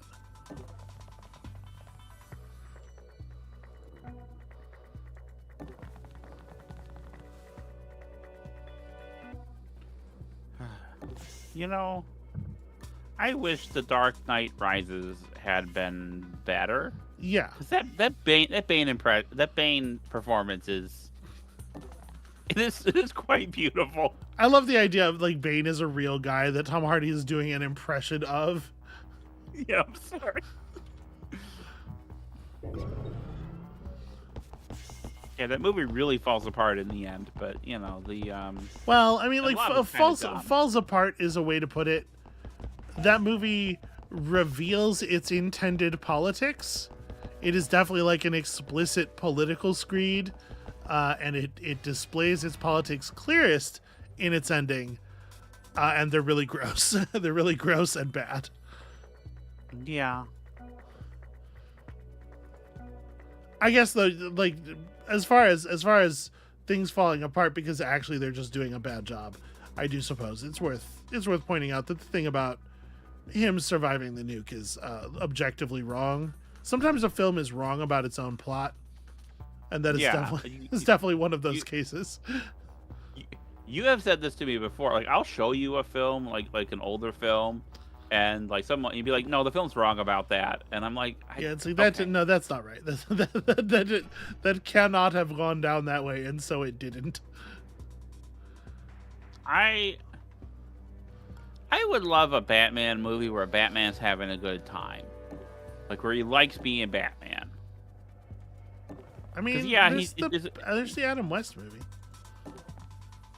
Yeah, okay, but and it's fun, but like, I mean, here's the thing, you know, Batman is shaped by trauma, etc. Yeah. You know, he's tortured and whatnot, but also in the comics, he still has a good time. Like, you know, and as a society, we're very traumatized up at the moment. I don't know if you've noticed. Yeah. So I think the reason we keep getting that Batman, and the reason we keep getting progressively more and more intense versions of that Batman since 1985-ish, is that we're all fucked. The society we're living in is deeply fucked. Nothing has been okay since Reagan, and Batman is the most obvious exterior sign of that.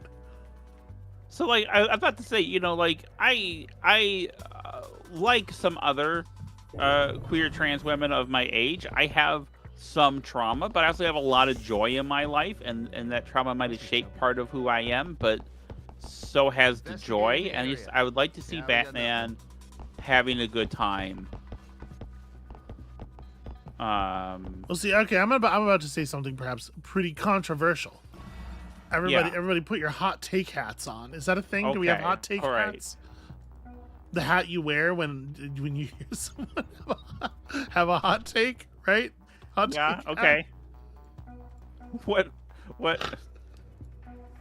I might actually be the stupidest person on earth. Is your hot take about him being fictional? No, my hot take is about how I think that a thing that people maybe don't really... I want to put this very carefully because I don't want it to sound like I'm sympathizing, but I am starting to think that maybe we are not the ones who are most traumatized.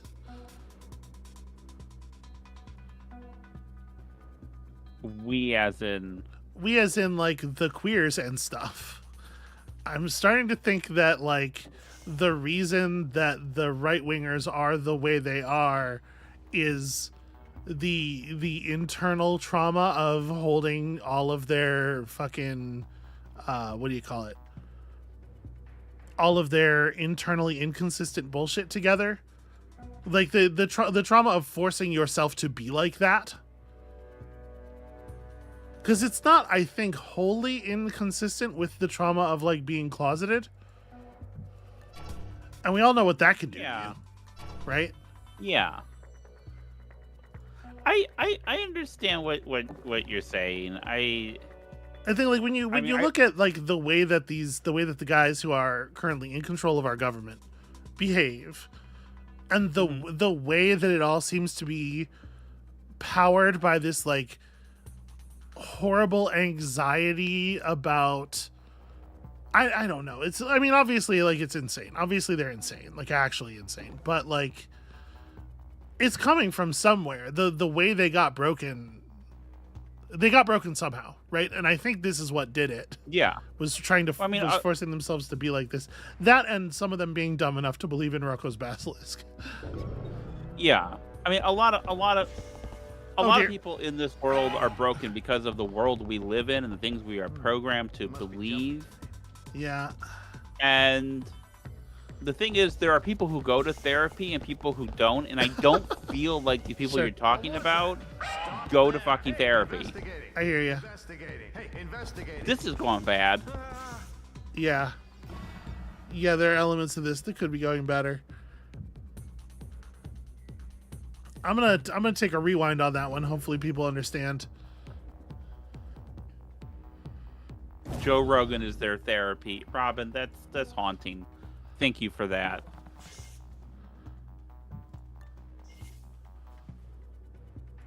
It's not wholly incorrect, right? Like, that's in the neighborhood of the problem we're talking about, for sure. Kiefer, he says you're packing several millions of people in the same box under the same label. They're all different. Yeah, everyone's different. Yeah, but I'm Conservatism doing is a that. cancer on human society. I want it to be clear that I'm not the one doing that. Like the Yeah. thing I'm talking about is the process by which they are desperately trying to pack themselves into this box together to believe that there is some kind of like real normalcy that they represent. Right? There's Yeah. like this. There is a natural order, and they are representative of it, and the degenerates, that is me, are not representative of it, right? That's the thing. And so I don't think I am the one who is responsible for them being all in that box. I think they put an awful lot of effort into being in that box together, and I am just noticing. Yeah. All right, we're gonna try a slightly different approach here, where these two move up into this room, and we don't leave anybody in the center corridor because there's just too many goddamn sight lines, and it's a nightmare. I think this will work better. And obviously, I don't want to oversimplify. I don't, but Investigating the area. Now we can't see anything. it would be wrong to say there is a single animating concern. But I do think that part of the way the right-wing media machine works is that it is what the right-wing media machine is mostly a vehicle for getting our story straight, right? Is getting their story straight, getting them all sort of on the same page about what they are to profess to be concerned about, and Yeah, and then they'll drop it at a moment's. well, yeah, it's hesitation. Yeah. like there's There's I don't want to say, but it's not all the thing. It's not all pretense, Yeah. right? There's a real layer to it, and then there's the professed layer. There's sort of like an inner narrative, outer narrative thing going on where they have to. Yeah. We don't need to keep talking about this. Yeah. I will say, you reminded me a lot of some of the things that Thought Slime said in the latest Thought Slime video. Yeah. People are interested in. Thought Slime's a decent channel. It's not as good as Scaredy Cats. Yeah. I think Scaredy Cats is a superior channel. Yeah, but, I think Mildred's pretty sharp. I think in general, maybe a little bit too, for my taste, maybe a little bit too given to dunking, but yeah, I can certainly I can certainly understand where the impetus for that comes from, where the urge comes from. Okay, Kiefer, I'm gonna. Kiefer says, "I think you all are crazy into the polarization happening and inability to agree to disagree. Couldn't we all just chill out? I'm sorry. They are trying to fucking exterminate me and the people I care about. So no, we're not gonna chill out. Thank you."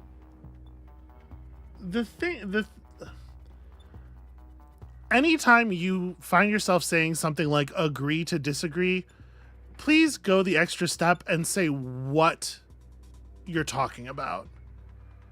Agree to disagree about what specifically? Because the people we're talking about, this is the thing I'm saying. It is what you're saying, and I don't think you realize that it's what you're saying because you're not taking the step to be specific about the thing that you're talking about. The thing, I don't want to have the whole stream be us talking about this. But the thing we're talking about, the thing that these people believe that you are asking us to just agree to disagree about is who is allowed to have civil rights. Like you say you're not from the U.S., so it's possible that you don't know like the on the ground details of the stuff that's just been happening very recently. But like the conservative faction that's in charge of the government right now is literally rounding up people, not just people who have done things, but in at least one case, an American citizen with no criminal record, and deporting them to a death camp in El Salvador that they intend to never have these people return from. That's not something that I think is reasonable to say agree to disagree about, and I think you probably also don't think that's reasonable to say that about, but I think you're maybe not aware that that's what you're talking about when you say that. So please just try to, like, please be specific. Let's move on. Let's move on. Let's not talk about it anymore. Because I think a significant part of the value of the show for people is that it's a little bit of a release from all of that shit. Right. Yeah. Yeah. I'm gonna hack some cameras real quick here.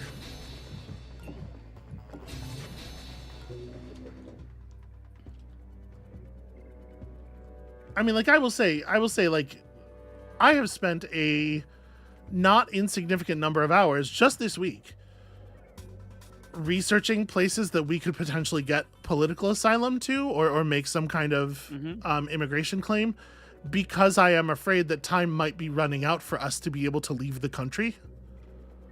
Like there's a certain point after which I think, borders are not just about keeping people out. They're also about keeping people in. And we are on the list of, you and I are of one of the types of people that this government thinks should be exterminated. So if we sound a little high strung, it's because I am literally in like, how long are we rolling the dice until we get put in the death camp mode? Yeah. I am unsure where it is going to be safe to move here.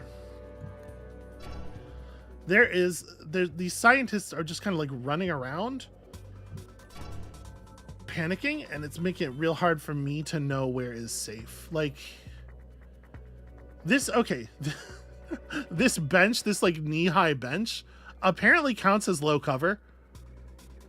So I think I might run 2 agents in here and crouch behind this knee-height bench to hide from this scientist. But yeah, look at the graphical representation of this object versus the game logic representation of it is bananas. Because this guy's going to turn around. If we don't move, then we're pretty much stuck in this corridor for another turn or something. I guess, though, if we do that, well, we're not going to be able to make it across the hallway to this room because the scientist is going to be right here looking at the door. I think I'm going to risk it. And remembering to close the door. Because I think this guy is not going to see us. Yeah, yeah. Remarkably, I think that's going to work.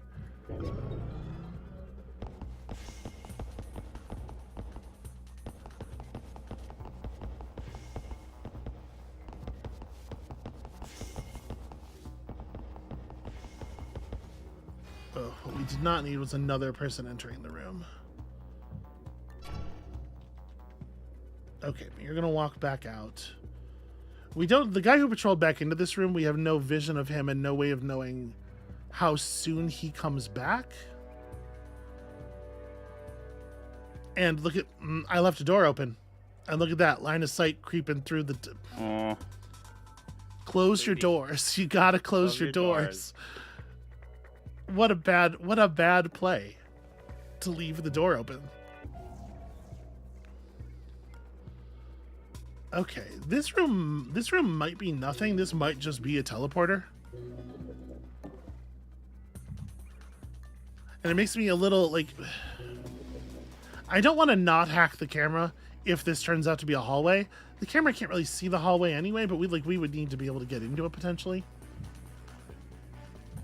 No, this is bad. This is very bad. Okay, can we get a read on this guy's intent for the turn? Is he going back? No, he's just going to take one step forward and then end his turn. So...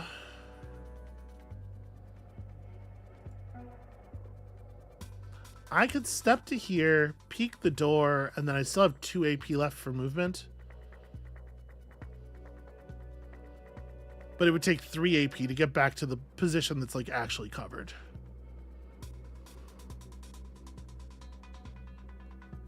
The scientists don't have the consciousness monitor on. So...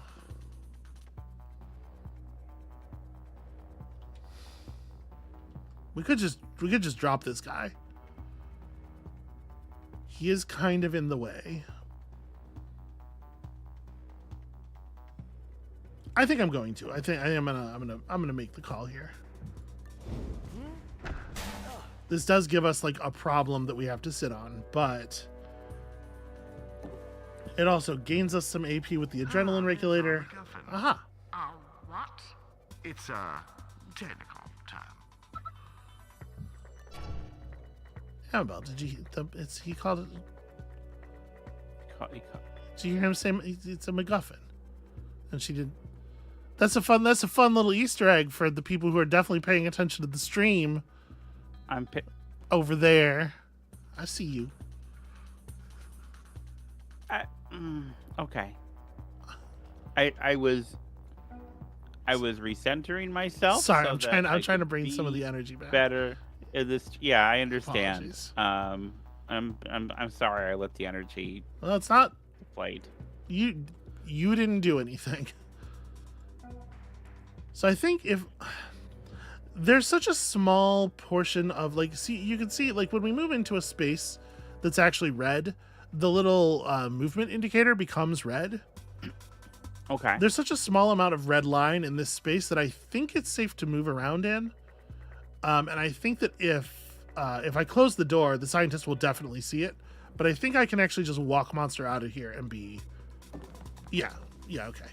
I should have closed that door, but whatever. It's fine that it's like this.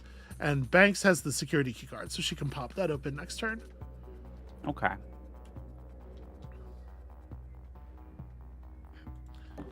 I don't actually know where I'm going to go here. I don't have a strong plan, if I'm honest. Let's have you park on the scientist.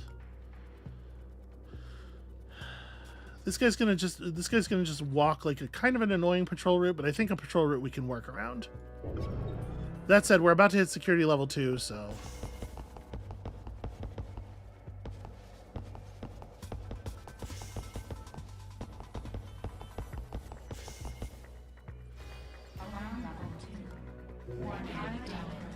Alright, everybody gets +1 armor. Oh, permanently. That's not a timed effect. Okay. It's not great. Yeah. But it looks like there's no sightlines or anything in here, so let me step in. Okay.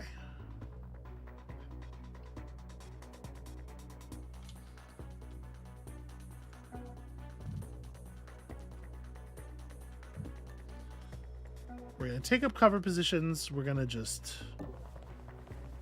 let this guard do his thing. I'm going to... Ooh, I can't... Okay. Shillim can't quite get to a covered position inside the room, so we're just going to stop here, I guess. Okay. Where's this guy patrolling to? He goes... Okay, only a couple tiles deep. That's not awesome, but it'll work. It'll be fine. We'll be safe here because we're covered from both sides. Now the question is, how do we get these two down there? I am going to have Banks unlock this door at the very least. I don't know that we're going to use it, but it's good for it to be traversable. Really wish this door was closed. And there are even more people looking at it now. All right, Banks, give me predictions. That scientist is running into that room, but we're fine. We're covered. Okay, so basically everybody's leaving the central hallway next turn. So we want to prep to try to utilize the hall as best we can. Actually, nobody's coming into this room. Banks actually probably does go down this way. So we'll be fine if I just stick to the wall. And then we can also buy some stuff from the nanofab. Okay, okay, no hacking for 3 turns. Oh, that's fun. This game just keeps getting harder. It is a difficult video game. Interesting. Agent gains 2 AP, max 6 AP. I don't know how to, like, so they gain 2 AP as long as they don't already have more than 6, but everybody has more than 6. I'm not sure how to read that. Maybe it's if, even if you have multiple copies of this, it can never get above 6, or... Huh. Thermal Disruptor 4. Armor Piercing 4 with a power cost. And it only carries a single charge. This is a really limited weapon, but it does knock out 4... It can take down an armor 4 enemy, which very few weapons can. So I'm going to go ahead and have him buy that. He's going to pass it over to somebody else.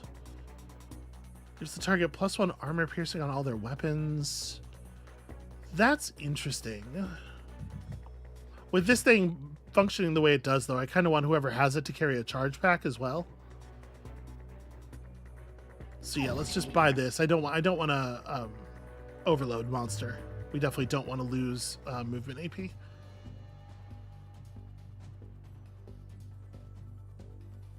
Okay. Well, we can't hack anything for a few turns. We can't leave anyway, so it's not like a big deal. We're gonna spend a lot of time just kind of like crouched in the general area of the objective, because we have to wait until the jet gets here. Alright, so we can use a lot of Nika's AP to predict the movements of enemies that are in camera view. Okay, both of them are coming in here, so we definitely don't want to still be in the hallway, but actually, it's probably okay if we're on this side of the hallway, depending on what this scientist is going to do. Never mind, it's really not okay to be in that hallway. If somebody could get to this tile, they'd be fine. But anybody who can't get to that tile should not enter the hall. Also, there's a drone over there, which is fully stationary and just looking at the wall. It has not moved for literally the entire time we've been in the mission, I don't think. I think it's just been there. It's like, you know what? I don't want to deal with this. I'm just gonna hang out over here in this corner. Well, so I think it's okay for Banks to get to here. Close your doors. And then Monster can, I think, stand behind this machinery safely. You know what? I don't want the door closed if he's on this side of it, because as it is right now, because he's not visible, he can roll out to here without alerting enemies. If the door was closed and they could see the door over the cover, then it would be less safe. And if I were to open this, I'm not gonna be able to drag this guy through to a safe position with him right there, so we're just gonna have to wait for a turn on this side.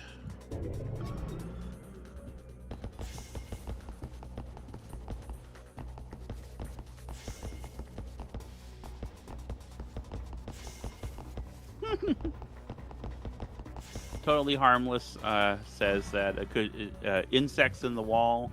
The drone keeps pinging on them. Place has got an infestation. All right. So we will have time now to get behind, like, he won't see us when he patrols back in, and then we'll have time to get behind a pillar before he turns back around.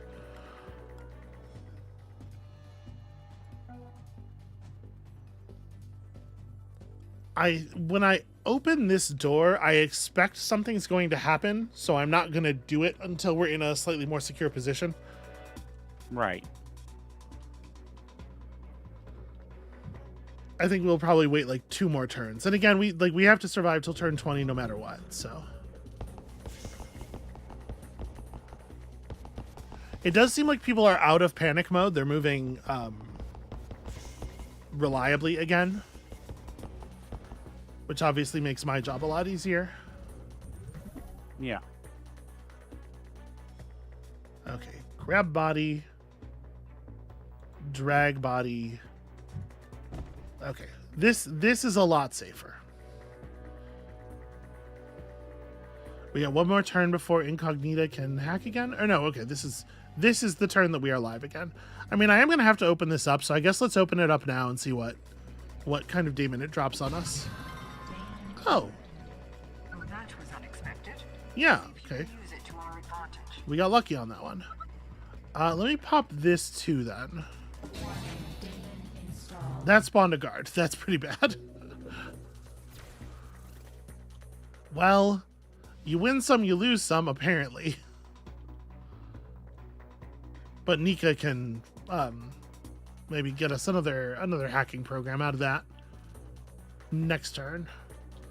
Is it no longer safe for Monster to be here? Unfortunately, we have no vision of this guard, so I don't know what he's going to do on his first turn. It might be unsafe for Banks to be in this position now, too.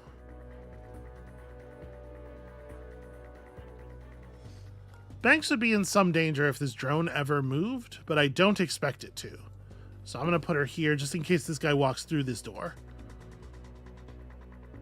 And I guess let's see what happens.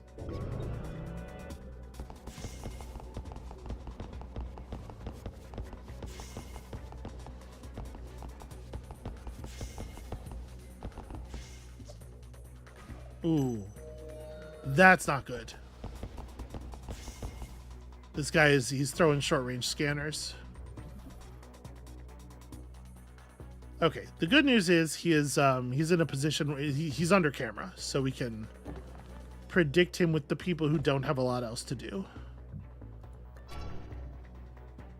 He's going to run to the position. I know what you're talking about, Cat. He's going to run to the position where he threw the scanner last time, which is a little hairy. He won't quite be able to see Monster.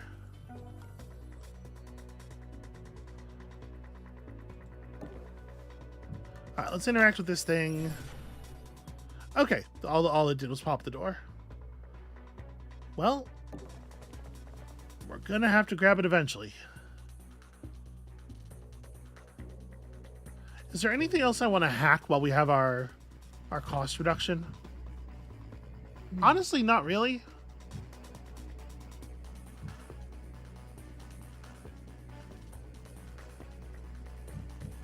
I guess we can get control of this camera. It's not super cheap. We're about to go up a security level, so Mercenary is going to be really cheap. I think we'll just dagger the camera here. All right, turn 15. Getting there.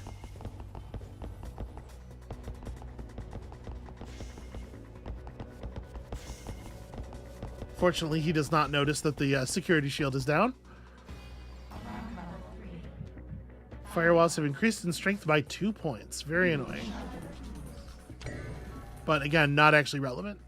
We have hacked most of the things in the facility.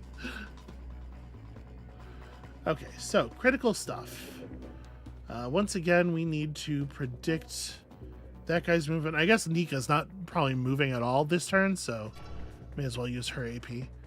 He seems to... Okay, he's going to go check that. That seems fine.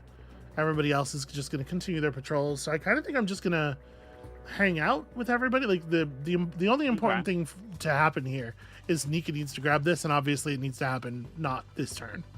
Not while this guy's looking directly at it. We have found a pretty stable position here to sit and wait for the jet to arrive.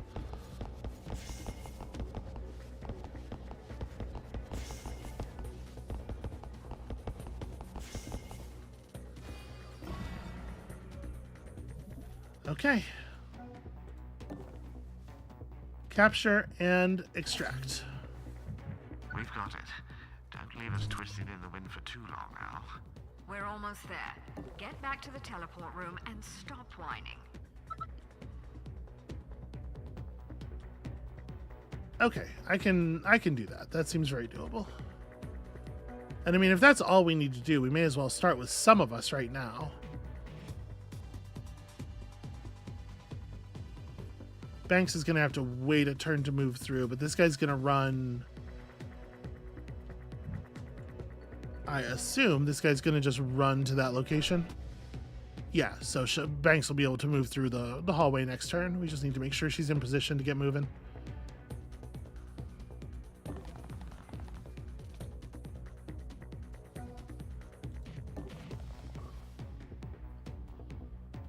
Actually, it's most efficient to have her right in front of the door. She's not in cover, but it's fine.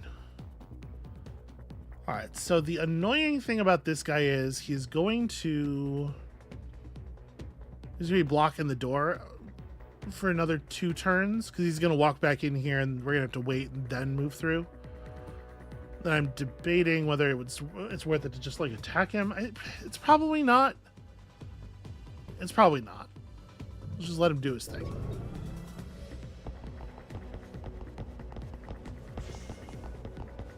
Right, you gotta remember there's at least 2 guards in the area that's currently dark. Mm-hmm. So we have to start being careful about this stuff again. Oh, thank you, Z Falcon King. That's really... That is extremely kind. Thank you very much. Yeah.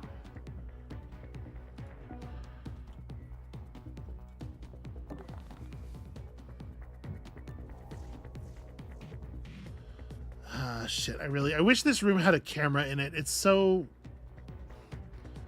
nerve-wracking here. All right, once again, I'm glad that I took over the camera here. Yeah. So this guy's Your gonna chat. Jesus. Your chat is good people, and I like getting to spend time with you and with them and getting to entertain.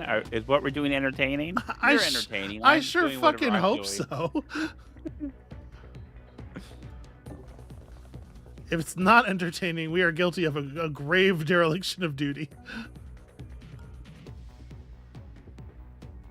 Okay, a scanner here shouldn't detect him, right? He's 5 tiles away. I think we should be okay. Yeah, we'll move 1 more because we can get all the way to the wall. All right, keep this peaked. So this guy has 2 armor, and fortunately, Banks has the thermal disruptor that can pierce more, just for more power, and we certainly have the power to run it. So if she has to tackle that guy, we can make that work.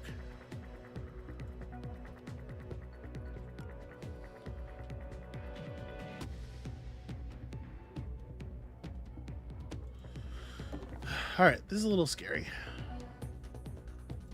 We can move entirely in hidden tiles away from this guy and get a little closer to the door.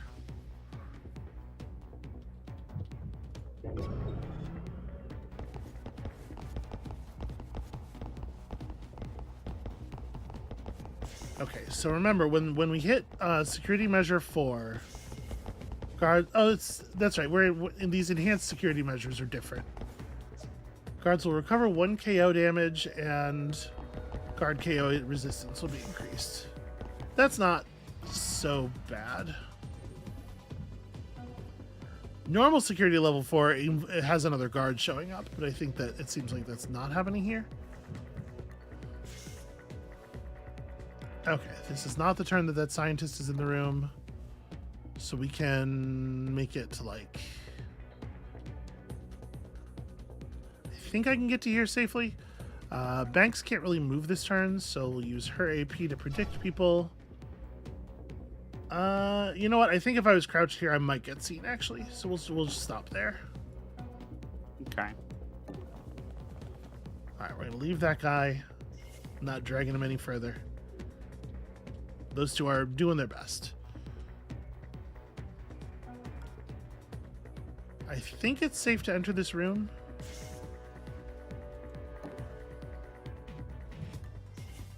So there's that security guard with the 10 fucking firewalls.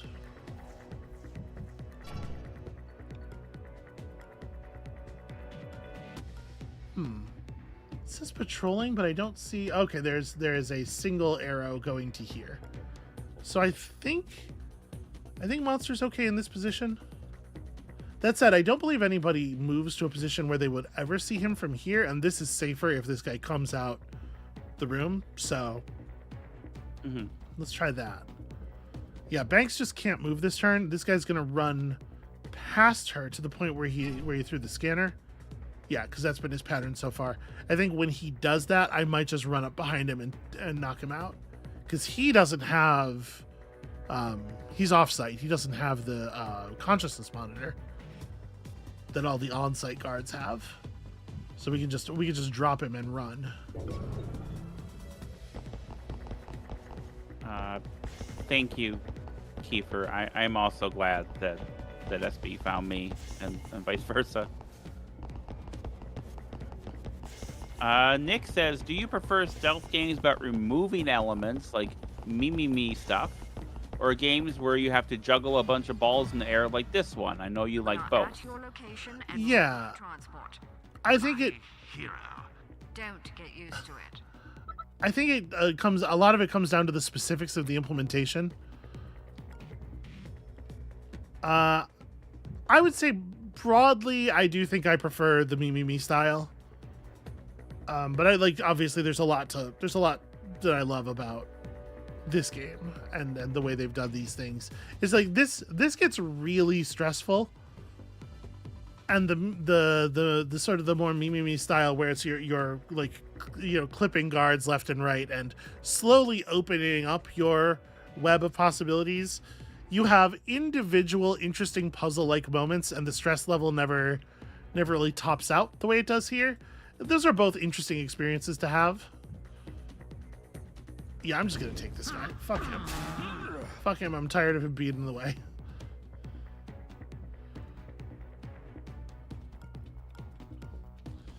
But yeah, most days I would probably rather play something like this, just because my poor fucking anxiety disorder. Yeah. Yes, Kat, that's correct. We did. So we were Twitter mutuals, and I did see a photo of her with a knife. I thought, okay, all right, this is. I want to. Okay, can I clarify something about the knife photo? Yeah, I didn't just like have a knife, like a maniac. I took the photo to show off some eyeshadow, and I used the knife because I do have a knife like a maniac. To be clear, I am a knife maniac, but this was not a photo of me being a knife maniac. I don't know, like I keep a decent sized pocket knife on me because it's a useful tool, right? Like it's just good to have a pocket knife. And I don't know how many of y'all in the chat know this, but eyeshadow palettes are a bitch to open. They are manufactured like they think there's gold in there, and they're tighter than Fort Knox. And so I had to use the knife to get into the eyeshadow. And so the knife was just on the bathroom counter. And when I took the picture, it happened to be, you know, sort of directly in the eye line of the camera. Again, this was not a picture of me being a knife maniac, although I am a knife maniac. Yeah, no, it was a good picture, and you know, then we started chatting, and I remember, I'm gonna share something that is sweet but might be embarrassing. I remember, you know, we were talking kind of casually because you reached out to me because I had. Oh, okay. So I know what this is. This is another thing that you love to tell this story in a way that makes me seem. I will have a correction afterward. Please go ahead. Right.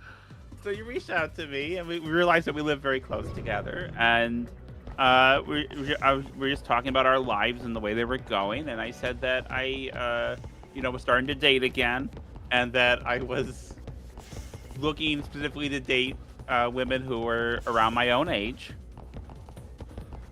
and very smoothly, you immediately volunteered your own age.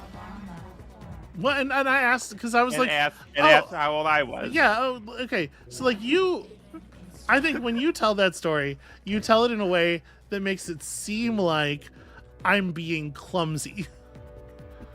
In an adorable way. It's a positive thing. But like, it's a thrill through my spine. It was not clumsy at all. But like, I want to be clear that I knew exactly what I was doing.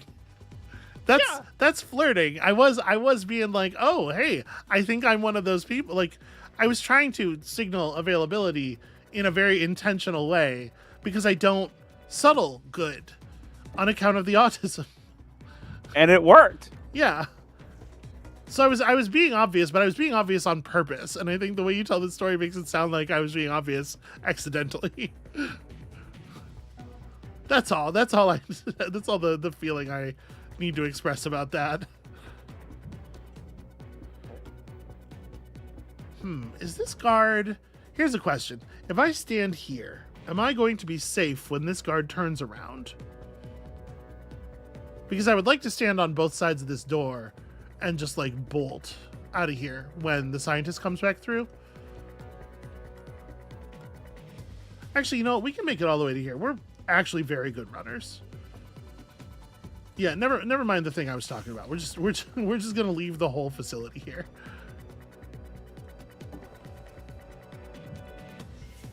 But yeah, listen, like people say all kinds of things about like power games and signaling, and people get real complicated about dating.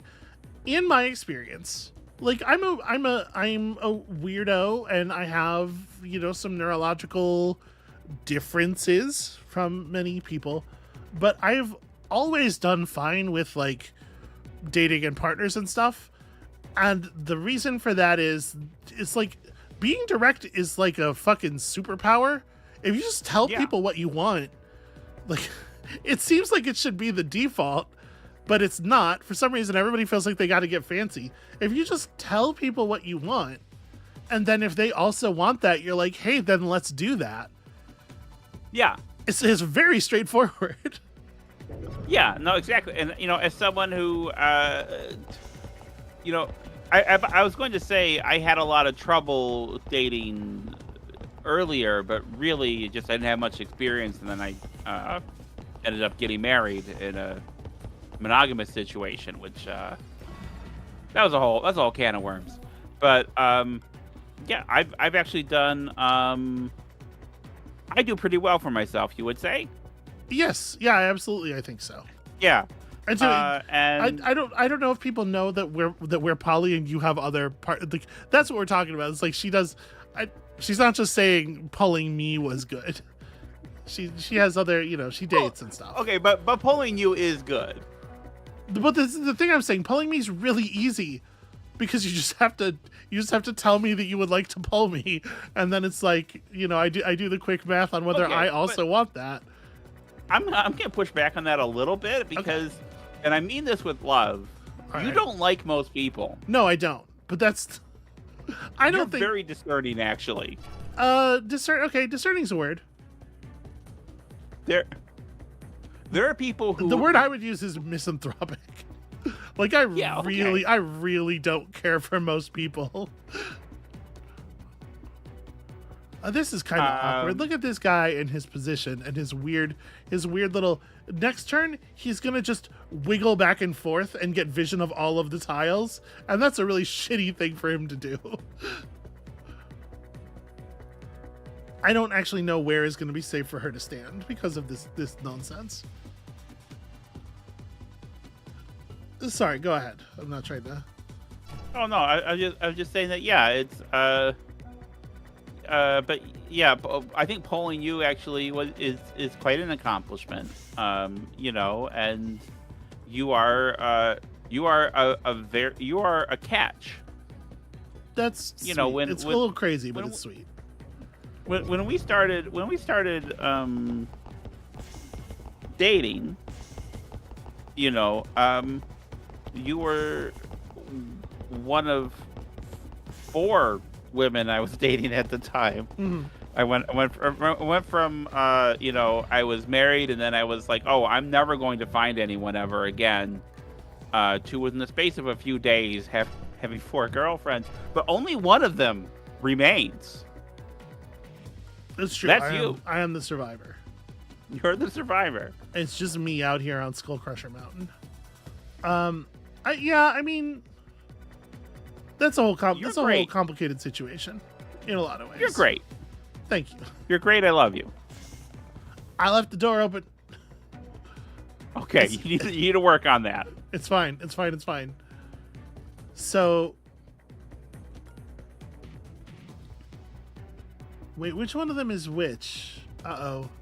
There's a part where their arrows overlap perfectly. Mm-hmm. So I can't tell which one of them is patrolling all the way to the corner and which one of them is stopping early. And it makes a big difference because one of them is hackable and the other one isn't. Like if we want to knock out this guy's firewalls, we can.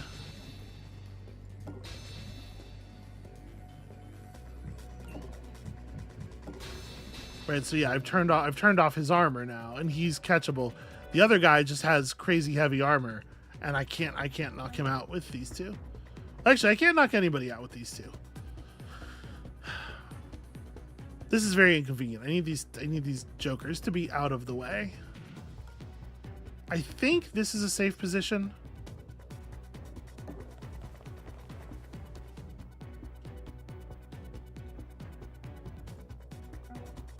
And you are, yeah, you're almost able to get it. Okay, I'm gonna end the turn here. Okay, so the guy with the real heavy armor walked all the way out. That's good. That's the good configuration for us.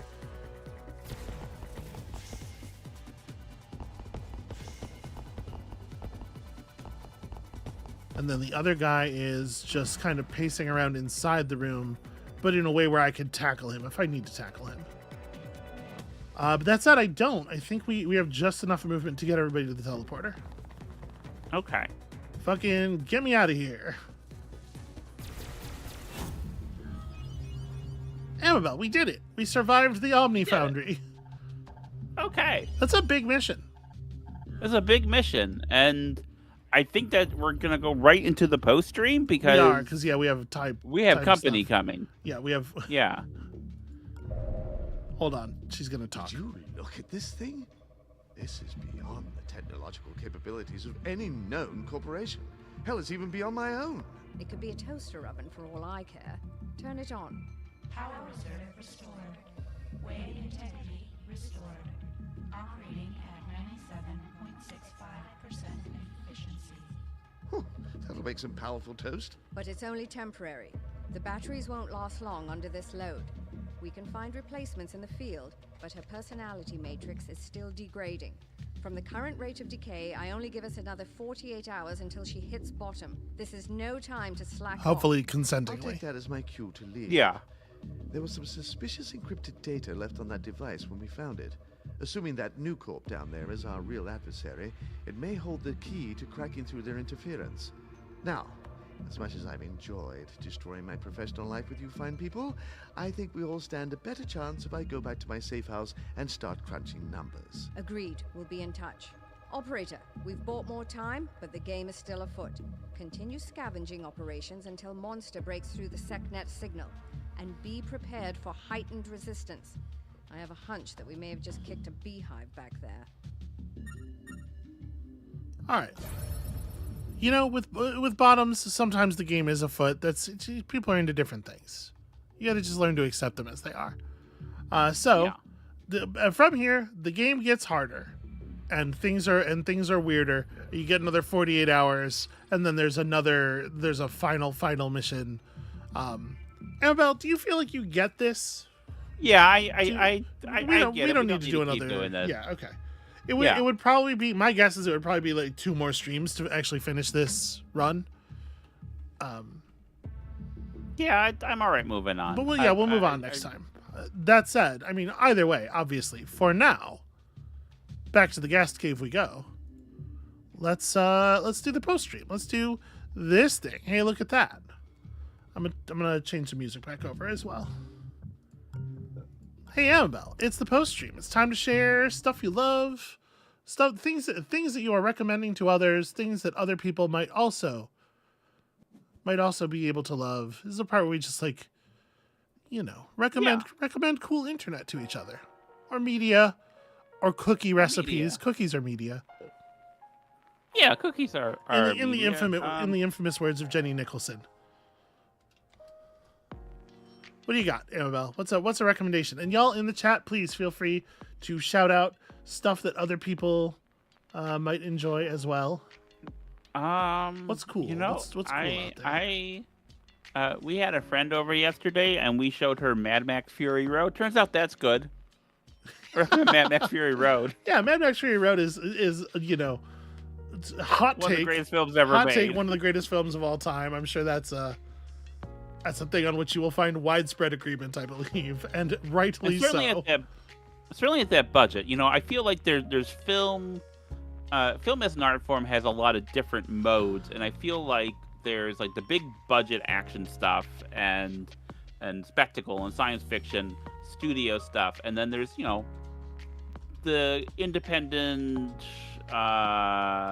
more mundane, more stuff that's not that, basically, which I think also is quite good and does not get nearly the same kind of attention in today's media landscape. But still, that action film, one of the greatest films ever made, and it has like a lot of heart and a lot of like, it has themes and it has dialogue that just is so memorable and so expressive and so quick. Like, everything is done with such ruthless efficiency, and just everything is going at 11 all the time, and it's so dense. And every time I watch a film, there's something new there, and it's really quite lovely. I mean, it is good. They did spend an awful lot of money on it. This is not a low budget film. Yeah, well, that's what I'm saying. Is that Okay. I'm usually not one to be like, if I'm gonna have a greatest film of all time list, I'm usually not gonna put like the big budget stuff on there. Okay. I understand what you're saying. I'm sorry if I expressed that poorly. No, you're good. But like, sometimes even corporate art can be personal and can be meaningful and can pack a punch. Yeah. Corporate art is hard to, it's also not Barbie. I don't know. I'm not trying to argue with you. Speaking of corporate art, the thing I'm going to recommend, especially to people who have feelings about film, is this show that started airing on, I think it's an Apple Plus thing. It's called The Studio. It was written and largely directed by Seth Rogen and his longtime writing partner Evan Goldberg. They've been working on stuff together forever. Also, Seth Rogen stars in it, and it is a show about like a guy who has real feelings about film, who loves Scorsese type stuff, becoming head of a studio that is largely known for its sort of like vapid garbage output. The first episode is about them securing the Kool-Aid IP. What kind of film are we going to make with this Kool-Aid IP? And I'm really enjoying it. I think there's only 4 episodes out right now. But yeah, I think it's very smart. It's very funny. The Studio, it's called. Also, Ghost is releasing new music. Just because we mentioned it, I feel like I should complete the shout out. The band Ghost is releasing new music. They put out a song just like a couple of days ago called Lacrima that is fucking rad. Is already like a top 5 Ghost track for me. They're doing cool work in their weird narrative thing that they have going. Which I don't know how much people who are not into Ghost already know about the ongoing storyline with the leader of the band being continually replaced with different, it's like Ghost as a church, and the leader is the cardinal, and the cardinals keep getting deposed in internal church drama by other cardinals, and there's a whole confusing thing. There's a really good Laura Crone video essay about it that I think is a good way to sort of like get a little bit of a view of it, and you can kind of absorb her enthusiasm a little bit. And fucking Laura Crone is great. Laura Crone should have so many more subscribers than she does. That's another thing I'm shouting out is the video essayist Laura Crone. Here's the thing. I am awash with like media and stuff that I love. It's always hard for me not to do like 5 things when we talk about this because stuff is good. Shit, like there are so many people doing such incredible work out there, and I just want to spend all day talking about it and sharing it with people and watching it. I would love to have a stream where we just watch other people's video essays. I don't think that's... How does she only have 51,000? That's not enough. Yeah, that's crazy, right? Because insane. She is absolutely like up on that, for me, very plainly up on that like H-Bomb Dan Olsen tier of video essay. But yeah, I don't know. I think she doesn't release stuff all that often, and not that H-Bomb or Olsen do at this point either, but there were periods where they were releasing more frequently. I don't know, but yeah, I'm gonna pull the gas cave image down here. And we're just gonna this is the one I'm talking about. This is the Laura Crone. She is fucking great. Really brilliant. Yeah. One more thing. Super Eye Patch Wolf probably doesn't need any help from me, but Super Eye Patch Wolf released as sort of an updated version of one of his older videos talking about sort of like the video is kind of this unreality of pro wrestling, finish the story.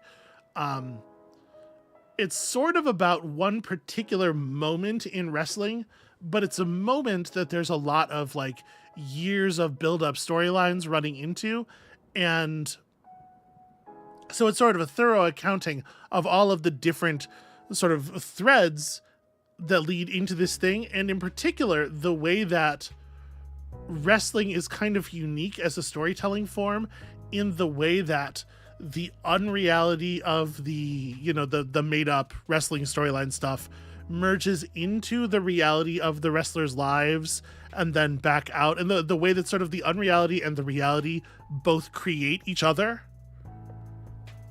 I think it's a really fascinating look at that from somebody who is as deep into wrestling as you would have to be to have that sort of view of things. It's, even if you're not into wrestling, I might go so far as to say, especially if you're not generally into pro wrestling, I think this is super worth a watch if you have 2.5 hours. It is a 2.5 hour video essay, so there's that. But it's real good. It's really good. Please enjoy all of these things if you are prone to enjoying these sorts of things. What's going on in the chat? People got stuff in the chat? I see people saying you are allowed to enjoy the thing, and Cornflakes, you're right. People are allowed to enjoy the thing. Okay. I want to tell a story before we go. Totally Harmless mentions Blueprints. Blueprints is a game that has come out that people seem to be fucking very enamored with. I'm going to say there's definitely some Blueprints content coming. It's going to be a week. It's going to be like a week. Yeah. But we actually have already recorded the first episode, so that is happening. Can you do me a favor? What's that? I just put a picture in the Discord for you. Sure Can you find a way to put that up on the screen? Yeah. I guess so. Do you have a reason? Why is this happening? Yeah. Well, I just was reminded of a story, and I wanted to share it before we go, and then we'll go. Okay. That'll be what concludes the stream. All right. Look at me. I'm the stream now. I guess so. This is the image she sent me for people who are interested. Go. Okay, so this is Mighty Igor, world's strongest wrestler. I met this man. He lived across the street from my dad. Okay. His wife was the lunch lady at my school, and I got an autographed picture from him. And that's the story I wanted to tell about professional wrestling that I know, is that I met this guy He couldn't mow his own lawn. He could not bring his arms close enough together to push the lawnmower. Okay, I thought you That's meant it. That's the whole story. I thought you meant because his body was all fucked up. Because like one thing that wrestling does to you is it fucks you up. Those guys are in rough shape. I mean, to clear, his body was also all fucked up, and like it was sad. But before that, he also just couldn't mow his lawn.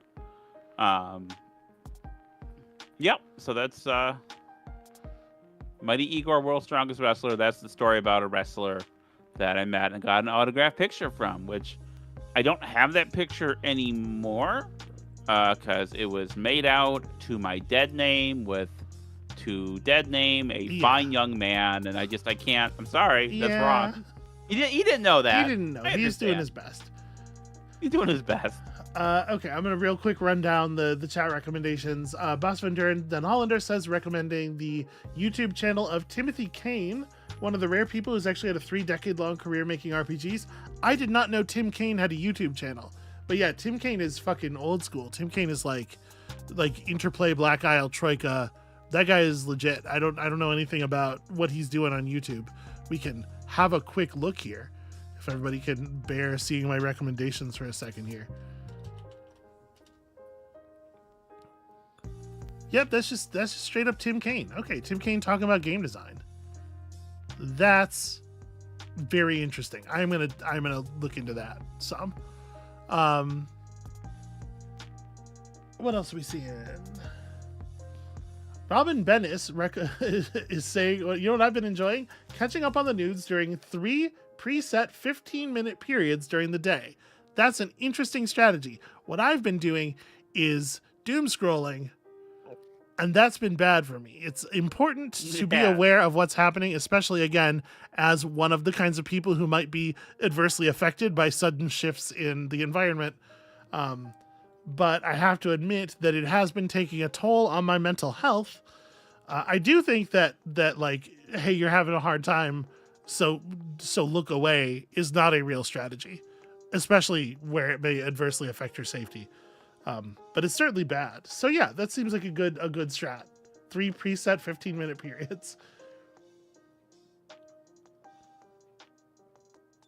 Tyrio is saying Paradise. Did Tyrio watch Paradise after I recommended Paradise and I liked it, so that's cool. I'm glad I could help. Nick says Cultic is fun. Cultic is a pretty cool game. Airship Kingdoms Adrift was recommended by Cornflakes. A neat light put ship parts into ship puzzle and fighting game. Airship Kingdoms Adrift. I don't know if I'm familiar, but that sounds cool. Going down real fast here. People like Star Trek First Contact. Also Lower Decks. I keep meaning to watch Lower Decks. I don't know if I'm going to enjoy it the way people seem to enjoy it, because I know a lot less about Star Trek than I think most people who watch it do. Yeah. So there's probably a lot of in-jokes and stuff I'm not going to get. But it seems... I mean, if you're going to watch... Yeah, if you're going to watch a Star Trek, you should watch Deep Space Nine, by which I mean... I am not going to watch Deep Space Nine. Yeah, like there you go. A few episodes is maybe more in the neighborhood. A few episodes from the first 5 seasons, then the last few seasons. Holy hell. It's good stuff. I have tried to get into Star Trek on a number of occasions. I watched a bunch of Voyager when it was actually airing, when I was, 9 or whatever. And people keep being like, no, this is the good Star Trek. Watch this one. And then I watch like 3 episodes and I'm like, holy hell, you guys. Well, yeah, because it's... to be clear, I don't think Star Trek is bad. It's probably just, my tastes are weird and very specific. Anyway. Yeah, but also there is some stuff that's bad because they're doing, 23 episodes a year. And, you never heard me talk about the X-Men before, but I really like the X-Men. We're so not doing this right now. Cornflake says, I made a really nice peanut chili beef recently. That sounds pretty wild. Kafir says John Wick. John Wick's good. I agree with that. I like John Wick. I like the first John Wick a bunch. The other one's less so. Although I do think there's some pretty fun stuff in the third one. Yeah, okay. I think that's got to be it because we're like way behind on time and we have somebody coming over. Okay, so that's going to be it for us today. Thank you all so much for watching. I hope you have the rest of whatever is left of your weekend. Come back, during the week for video games. We're going to still be doing the thing that we do right up until the period where we can no longer do it, which is hopefully 40, 50 years from now. So come back for that. How was I waving goodbye? They can't see me. I saw it. It got to me, and I appreciate it. And of course, come back next weekend for another stream. It's going to be about something else. We're not going to play Invisible Ink, but I had no idea what we're going to do. So come back then to resolve that tension, the suspense. It's already killing you. And Colossal Cave Adventure. Okay, it's not going to be that either. And we'll see you then.